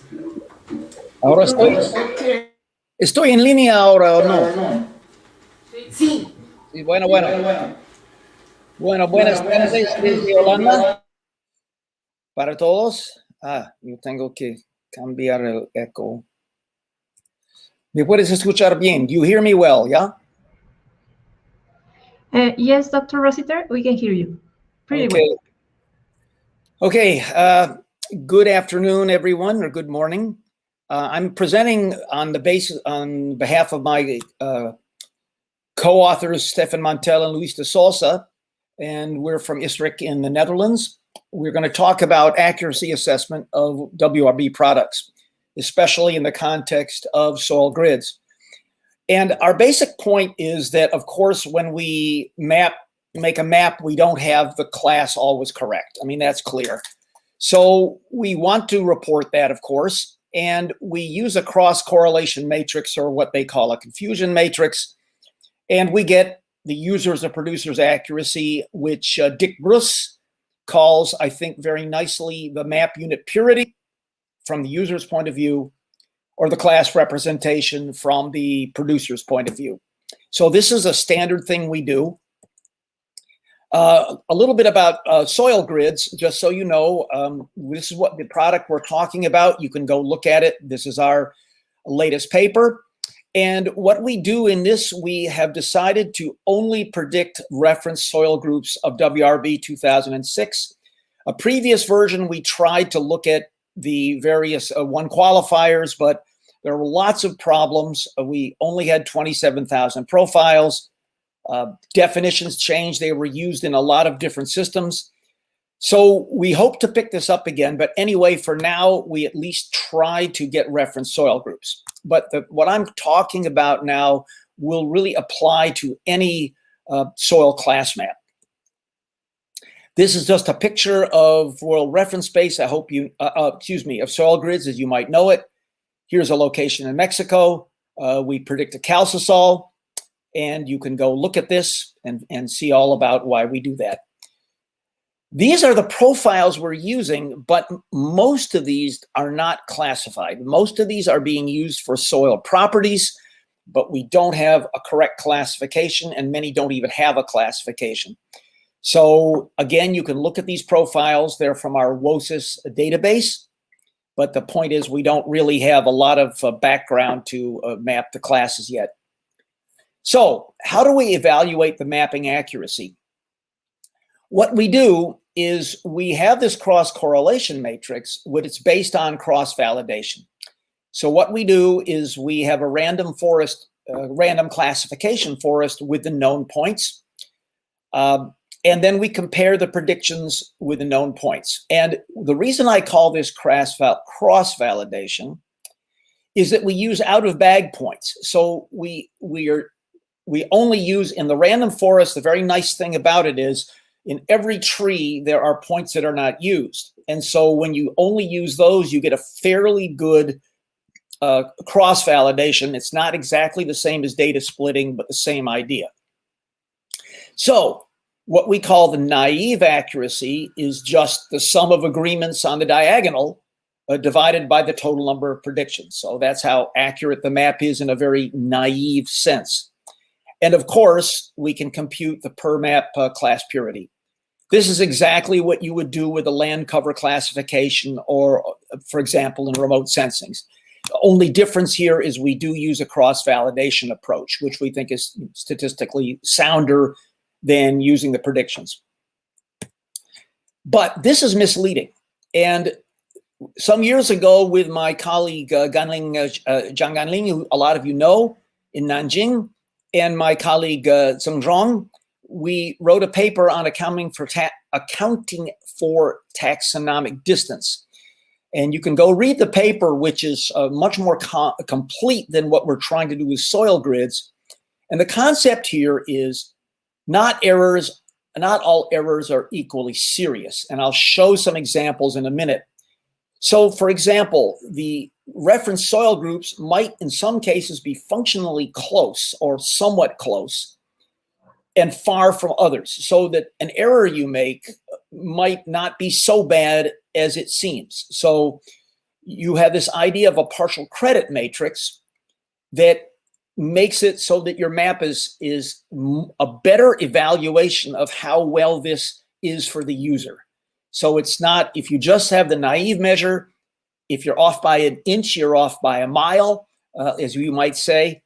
In this case, we're going to try to allow some partial credit for answers that are not completely right, which is exactly what you had in high school when you did your math tests and you got part of the question right. Sometimes the teacher would give you a partial credit.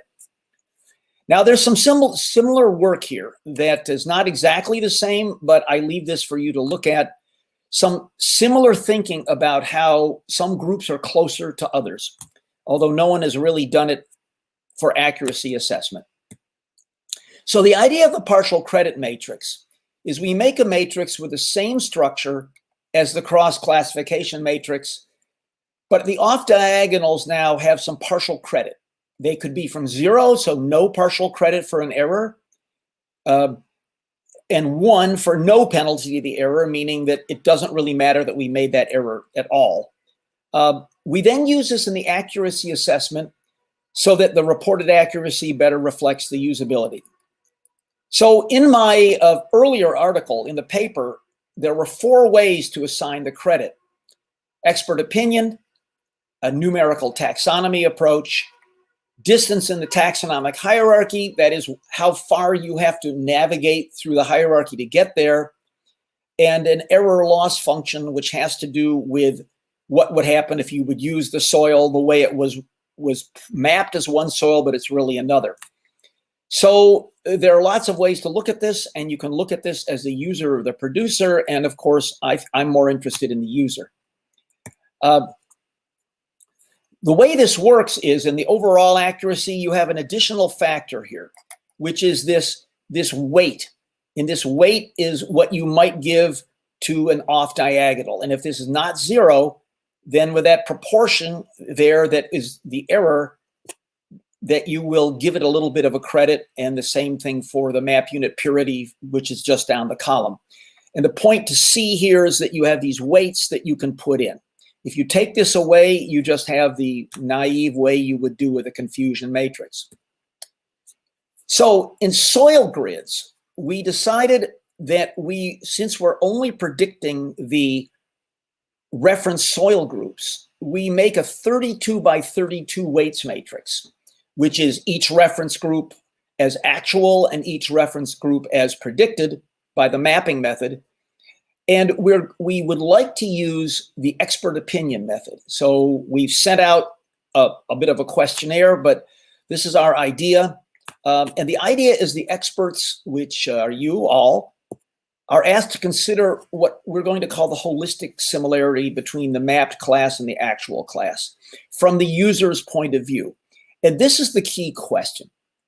You know, if the user would take your map and it gives a certain classification, and they would use it according to the recommendations for that classification, but it's really another class, how bad would that be? And this, of course, is somewhat context sensitive, but the concept is you should have some idea of what's closer or further.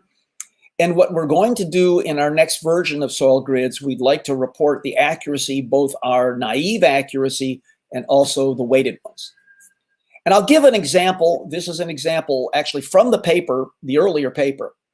Suppose we have a deep soil, which is mainly coarse fragments. Actually, we heard about this in a previous talk. We were talking about the leptosols in the horizon designation.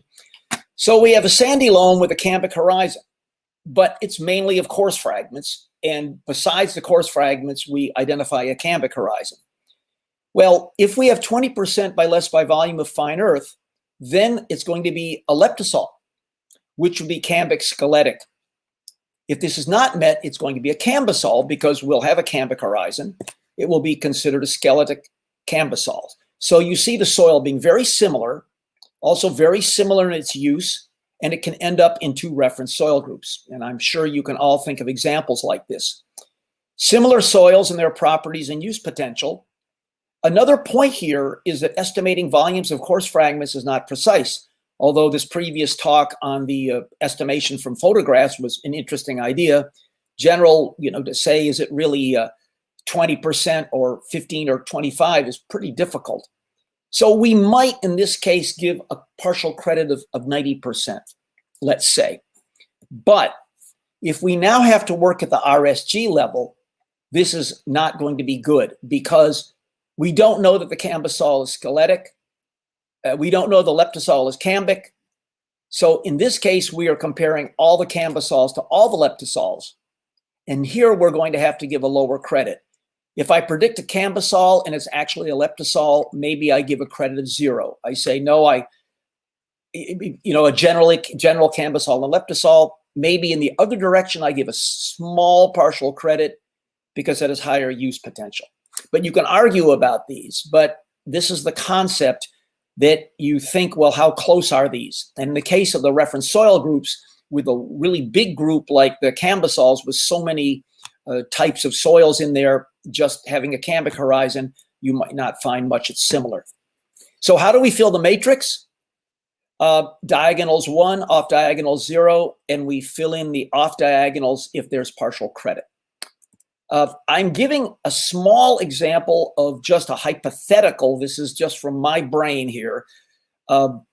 Partial credit made for RSG. And let's look at the red one here. So for example, ferrosols and plinthiosols.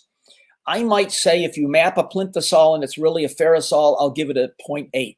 Now, my Brazilian colleagues might really disagree. That's fine. We'd like to hear that. If we look, for example, at podsols and andisols, well, they have a certain similarity in the mineralogy, so we might give that a 0.25. Solenchoks and solonets, maybe 0.5. So this is just the idea of how we might fill this in. And then you see something like plinthosols and solonets. Obviously, we give this a 0. You map a plinthosol, it's really a solonets. The use is utterly different. So our concept is to get the community to fill this in, and then we would be able to have maybe a more realistic, from the point of user, explaining. So here's just a few examples. Similar reference soil groups, Chernozems, Phaeozems, and Castenozems are obviously similar, and you could decide to what degree. Stagnosols or glayosols are both very water influenced, although it comes from 2 different ways. The use is definitely different, but maybe not too. Dissimilar, well, there are just some examples here that are obvious. Many examples of highly dissimilar. And then you might get some partially similar ones that if we would go to the lower classification levels, which we're not doing right now, but if we would go to a more detailed, if you made a map, for example, in a smaller area with a number of groups with qualifiers, you might do this.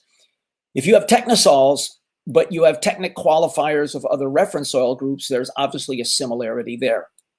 Vertisols, vertic qualifiers, the same idea. So if you were at a lower level and it wasn't a vertisol but had a vertic qualifier, you might, if it were incorrectly mapped, you might give it a partial credit. Lower levels, we do not have enough data for this in soil grids. And if we use the first qualifier, even with that, the matrix would be huge. 300 by 300, I don't know, 600 by 600. So probably in that case, instead of using the matrix directly, you would use some kind of rules. We have an idea that instead of mapping the lower levels of the world reference space, we might just map diagnostic properties of horizons. We think that might be easier, and not to go to the full classification, but say, okay, do we have enough information to say we have a Hepatic Horizon, for example, or some diagnostic properties. Whoops. And then we would evaluate the accuracy by expert opinion of similar properties or horizons. So if we got to that level, we would be looking at this kind of stuff, and we'd be asking for a partial credit if you say it's Chernik, but it's really, if we map it as Chernik, but it's really Malik, would you give me some credit? That would be the idea. So the conclusion here, is this a reasonable approach? Can the community contribute to the expert opinion? Should we have a circular letter? Should we send out a website? Maybe just in general, do you like this idea of giving partial credit for mapping errors that, from the user's point of view, are not so serious? Thank you.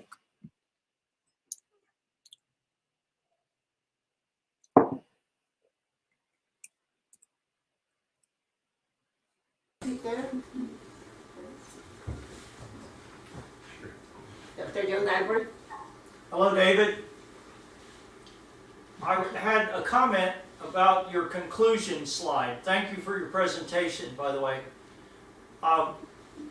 The last possible question you had is, should we send out a matrix to be commented on or filled in by experts? It would be a very helpful idea. You could gather opinion from a wide audience, and I think it would be very helpful for developing models and conceptual relationships between these soils. Thanks. That's exactly our idea. And we would then be able to see if there were a consensus in the community, and we have, this Congress and the World Reference-Based Working Group and interested people. If we found a consensus, then we could just publish that maybe as a group effort, and then we would be able to use that and have some justification for it. Dr. Curtis? So do you plan to do something similar with soil taxonomy?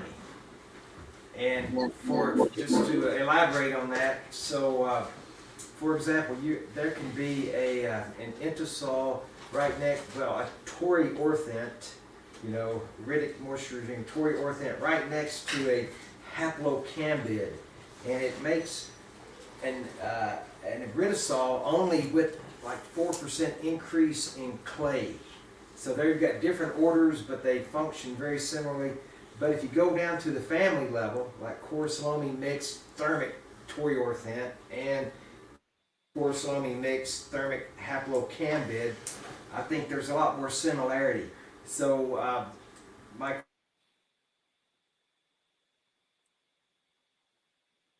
family level. Right. First off, we don't deal with soil taxonomy at ISRIC. This is the world reference base, and we use world systems.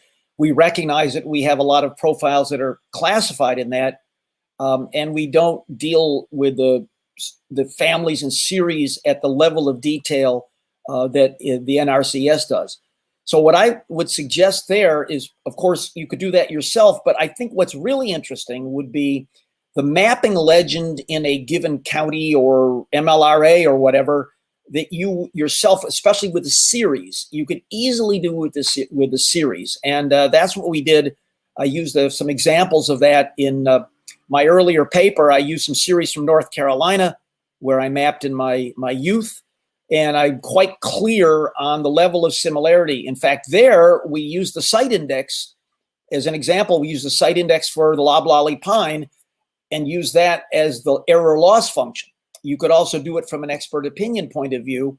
And the point exactly there would be if the landowner or the land user uses it wrong, you map it wrong, but they use it that way, how bad off are you? So I would encourage you to do that at the lower levels, at that local level where the lower levels are meant to be used. Thank you. Dr. Peter. Yeah, hello David. You told us that many profiles you have are without classification. Yes, but there are some with classification. How can you make sure that this classification is made long time ago? And how can you make sure that this is a correct classification according to the system you want to use? That's a very good point, and that's one of the main problems we have. We ideally would like to reclassify. I mean, if we have enough information, now it would be a big job, but sometimes if you look at the original profile description we have in WOSIS, we actually don't have all the information to reclassify it exactly. We could make an effort at it. Now, this, I think, where the partial credit comes in a little bit, because if it were a misclassification or even if the classification has changed, we would hope that that wouldn't have changed it hasn't changed the soil. It hasn't changed that soil use. So we would hope the classification change would be reflected in a higher partial credit, even if you used an incorrect classification for it. But that's a very serious problem. I've always thought that one thing we should do is, when we classify soils, that when we come to a decision that we have to make, like less than 20% coarse fragments, that we kind of can split that and give a probability of each one and end up with several classifications of the same profile. You might not like that, but and we would hope that those several classifications, based on our uncertainty about one of the things we're looking at, or if we're very close to the line, they would end up not having a big effect on our map. But what we're trying to, let me just say, what we're trying to do now in soil grids specifically is when we do present this, we would like to give some realistic idea of how good the map is. So there are other ways to do it, because we can do in the random forest, we can also do the probability of each group, and then do some and then there's another way that I've developed to look at the mapping accuracy based on those probabilities, but that's another talk. Thank you very much. This is our last intervention, so we need to. No hay más nada. Now, our last speaker of this conference is Yuri Schleicher. I don't know if I. Because okay. Because we have German roots, but my mother language is Portuguese, so it's also for me pronounce my last name very correctly. Yeah, it's fun, but it's how it is.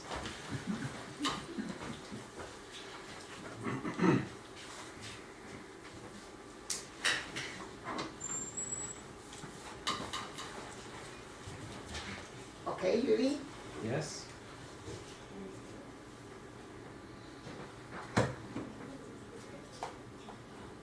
So I'll start to say something. Defining this study, I will start saying what it is, what is not. So it's not taxonomic distance calculations and similarities between classes. It is not universal soil classification. It's so what it is. It is a plane that we perform within the Brazilian soil classification system.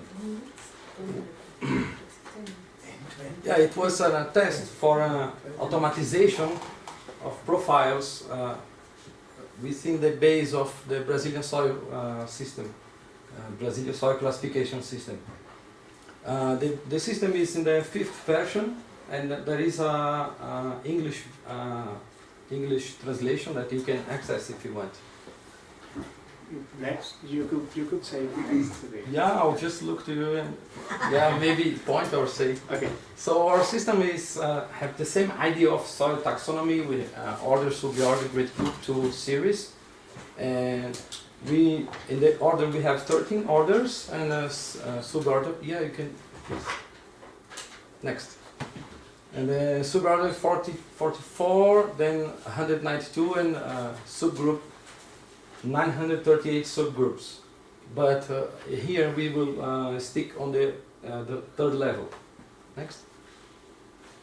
So this is the source of the data. The data come from Embrapa, that is the Brazilian institution for research in agriculture and soils. Next, please. You can access it's a free and open data. These are the soil classes that we have in Brazil. We have 13 classes. Next, please. Argisols and latosols are composing almost 60% of the Brazilian territory. And argisols are soils that have increase of clay, and according to the depth. And latosols are very weathered soils. Next, please. So here you can have an idea of how much argisols and latosols are occupying the Brazilian territory. Next. So to have this numerical idea, there is several steps that we have to come across. So we have to understand very well the classification system, the ideas, the criteria, the diagnostics, and all these approaches. Then to get to play with the numerical approaches. Next, please. Yeah, so it's several steps that we have accomplished to start to play with numerical. As Pavel said, if you just play with the data, it's a simple play data. It's not a fair game, let's say. Next, please. So some of the steps that we perform to develop these data, some cleaning data, fixing typos or mistakes on the database, because it's like 40, 50 years of condensed data, and we have like more or less some 9,000 profiles. After correcting the mistakes, we have still some missing data, and we have to interpolate it or predict, analyze what was correcting or not, and if it's not possible to fill it somehow, sometimes it was necessary to remove the profile from the accounting. And by the way, from the 9,000 profiles, we were able to use approximately 7,500. And after that, we standardized the depth intervals, and then still some missing data that we interpolate by mean according to the class, like order or suborder. After that, we apply some machine learning, and we assess the results. This data, until let's say the number 4 that we harmonize the depth, it was a part of the universal soil classification effort, the centroid calculation, but it's not a centroid study, but we used some of the standardized depth and qualifications to perform this machine learning. Next, please. These are the properties that we use. So there are 18 properties from 0 to 150 centimeters. Next. So how can we understand that machine learning is learning something actually? So we have all these, let's say we are starting with clay by 0 to 5, then 5 to 10, and so on. By clay, 145 to 150 centimeters, and then silt, sand, and all the 18 properties. So for each soil profile, we have this long list of properties and depth, and they are composing 600 columns approximately. So we split. This is a very simple example with 10 lines, but we have here 7,000 as each line one profile, more or less 7,500. But just to get a simplest idea, so the first part would be the train. Next, please. And the second part, the test. So we give all the properties, and the properties are assigned to a name of a class of soil. Then the algorithm is associating all the properties to the name or the class of the soil. Next. So this is what we call train. And after that we have a model. With the model we perform the prediction. So now in the second part we just give the numbers and ask to the model give the prediction. Next. So the predicted class would be here. Next. And now we can compare the actual with the predicted class. Next, please. So let's say in this hypothetical example we get right 2 predictions and we miss 2. So we have the accuracy of 50%. Next. So the global accuracy for order is 65% and suborder 54% and grade group 42%. But for the third level we have less filling data. So measure in the soil, in the base, in the soil database, we have the order much more filled than the other levels. Okay. Next. Okay. So these are the precision per class. Next, please. And the Argisol and Latosol we have like 60 and 75 precision respectively. Next, and the Cambisol and the Spodosol we have 50-40% approximately. So this one was the less precise. Next, please. And the Organosol and Vertisol we have 185% of precision. Next, please. Yeah. So this was an interesting exercise that we can take some numerical data from the lab, input to the system, and depending on the class we get 80% of accuracy, 60 for 40. So that's what the idea. Is it possible to do that? It's a simple exercise. The validation method is a very simplest one. We can do cross-validation, improved ones, but so this is just first approximation, kind of, let's say, test. And to summarize that, the soil boundaries are very diffuse, as we have seen in the field. And it's difficult to determine when one class finished and when another one starts. It's a thin layer, a thin barrier that we can achieve. And this numerical approach is, as Pavel said in the morning, is more like an extra tool that can help us to understand these barriers or these limits, then replace something. Maybe, I don't know, in 30, 50 years it can be deep down more numerically than the analogical one. But in my view, it has to continue like this maybe many years, because we humans, we need to touch to better understand. So yeah, it's the same thing that you have a presential class and some video conference. It's not the same. When you are, when you are close, and it's better to comprehend it. And as the solar meter that we have in the field, next please. It's a good example that it measures colors nicely. It can measure in the dark. That is very useful. Very, let's say, modestly accurate or high accurate. It depends on how we see. But if you just go for the device, you lose the sense of darkness and hue. So we need the analytical things to keep our mind sharp. And this automated methods is, as I said before, is giving us a sense of proportion.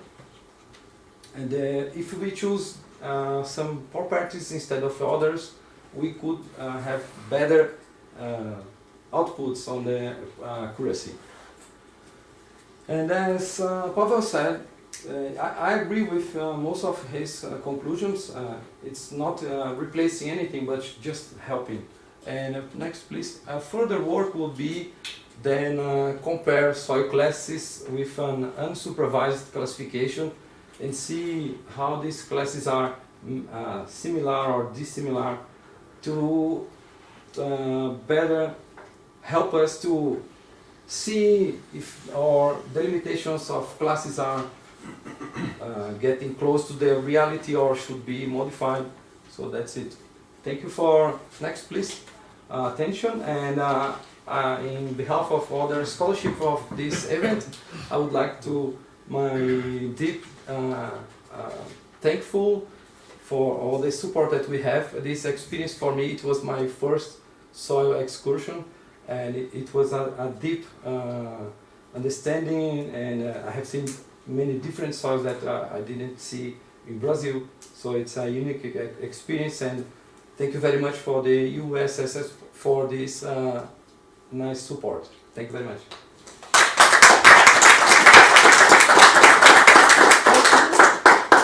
One or two questions more? Yes. Dr. Cesari? Yes, very nice presentation. But what was for me interesting, which aspect you told, selection of criteria influences the calculation, final result accuracy. Yeah. But also we know that the number of variables in general, they influence the calculations and accuracy. Did you test this situation that, for example, you removed some part of data? For example, as you shown, each texture was shown each 5 centimeters down to 150 centimeters, but we know for classification, for example, the texture below 1 meter is less important. Even it may enlarge noise due to lithological discontinuities and so on. Did you test such way that some data are simply removed as maybe generating noise, and how it influences the accuracy of? I didn't test, but it's a good proposal, and we keep it in mind for future tests. Okay. Thanks for the question. Thank you, Judy. Any more questions? Okay. Well, if you don't have another question, I'm very grateful with these nice presentations. Thank you. And also it gives us a different approach of in soil classification. Yeah. Now we have Okay. for the next years. Thank you very much. Thank you.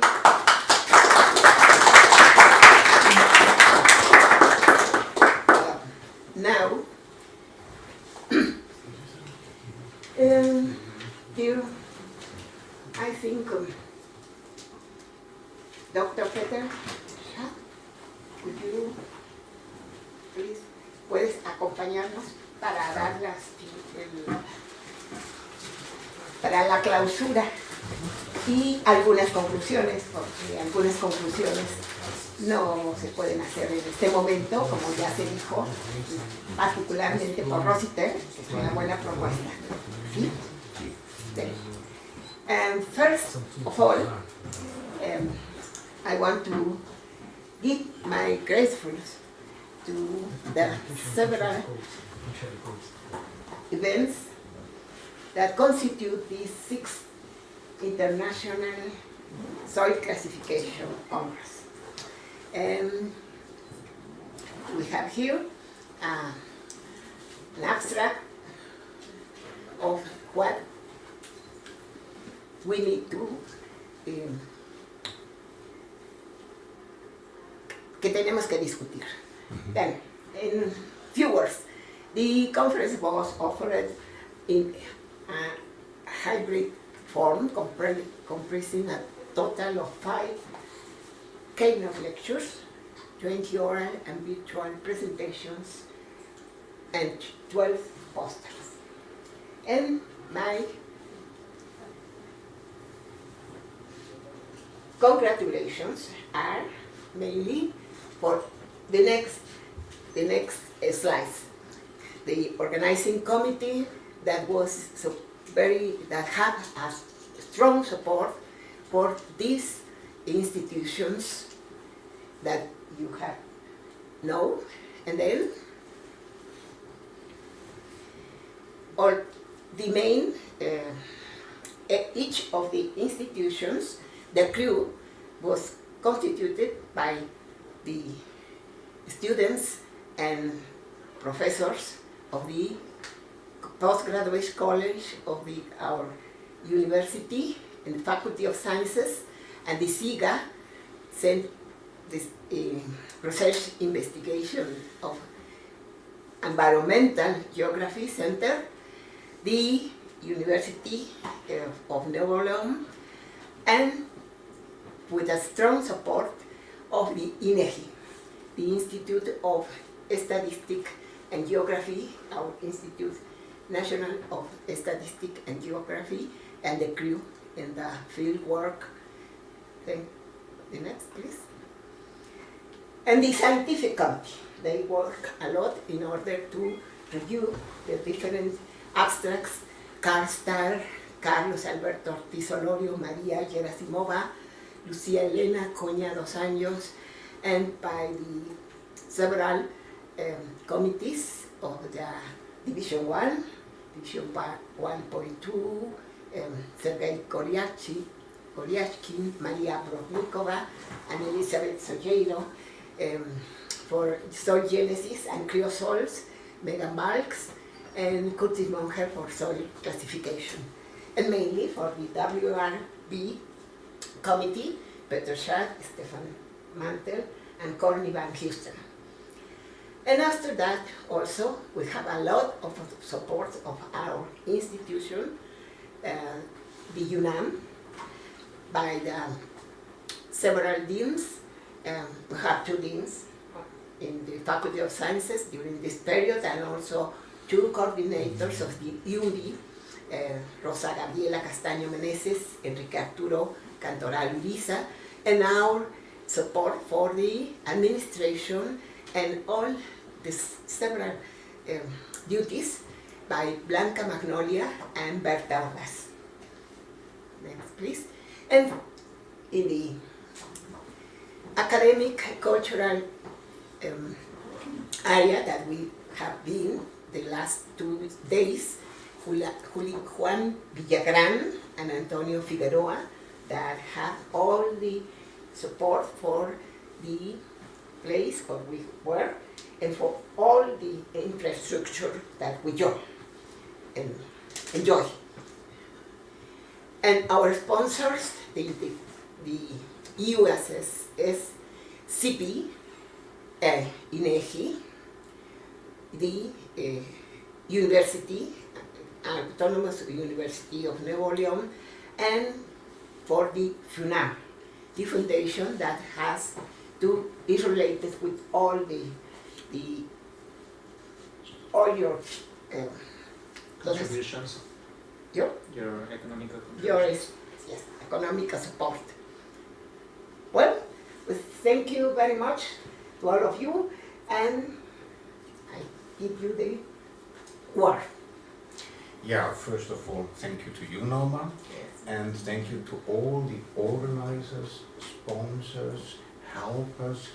I know this is a big group of people who all contributed to make these events possible, despite the pandemic, despite the problem of postponing and postponing and postponing.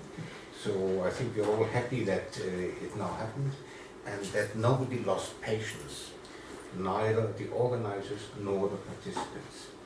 We had a very marvelous excursion, saw things that many of us haven't seen before. At least for me, I can say these white environments with the gypsum, this was something new to me. Not the gypsy source, of course I knew gypsy source, but not to that extent. And then we had here a very fruitful conference, very interesting contributions. I realized in the meantime that there's a YouTube channel where day 1 and day 2 are already present. Day 3 for sure will be present soon. Yes. So if you were sleeping during one of the presentations, you can look it again in YouTube. Yes, so finally, nothing more than to say thank you, very much thank you for all these efforts, to you, to everybody. I think we will have a great memory on that.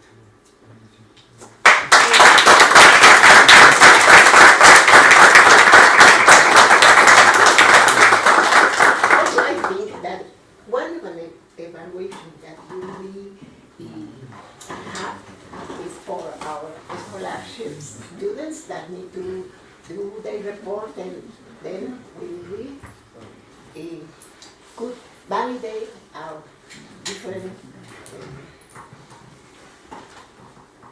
approaches and how they understand all event. Yuri, Andres, Axel, and Vicente. We will be waiting for your reports. Thank you very much. Thank you.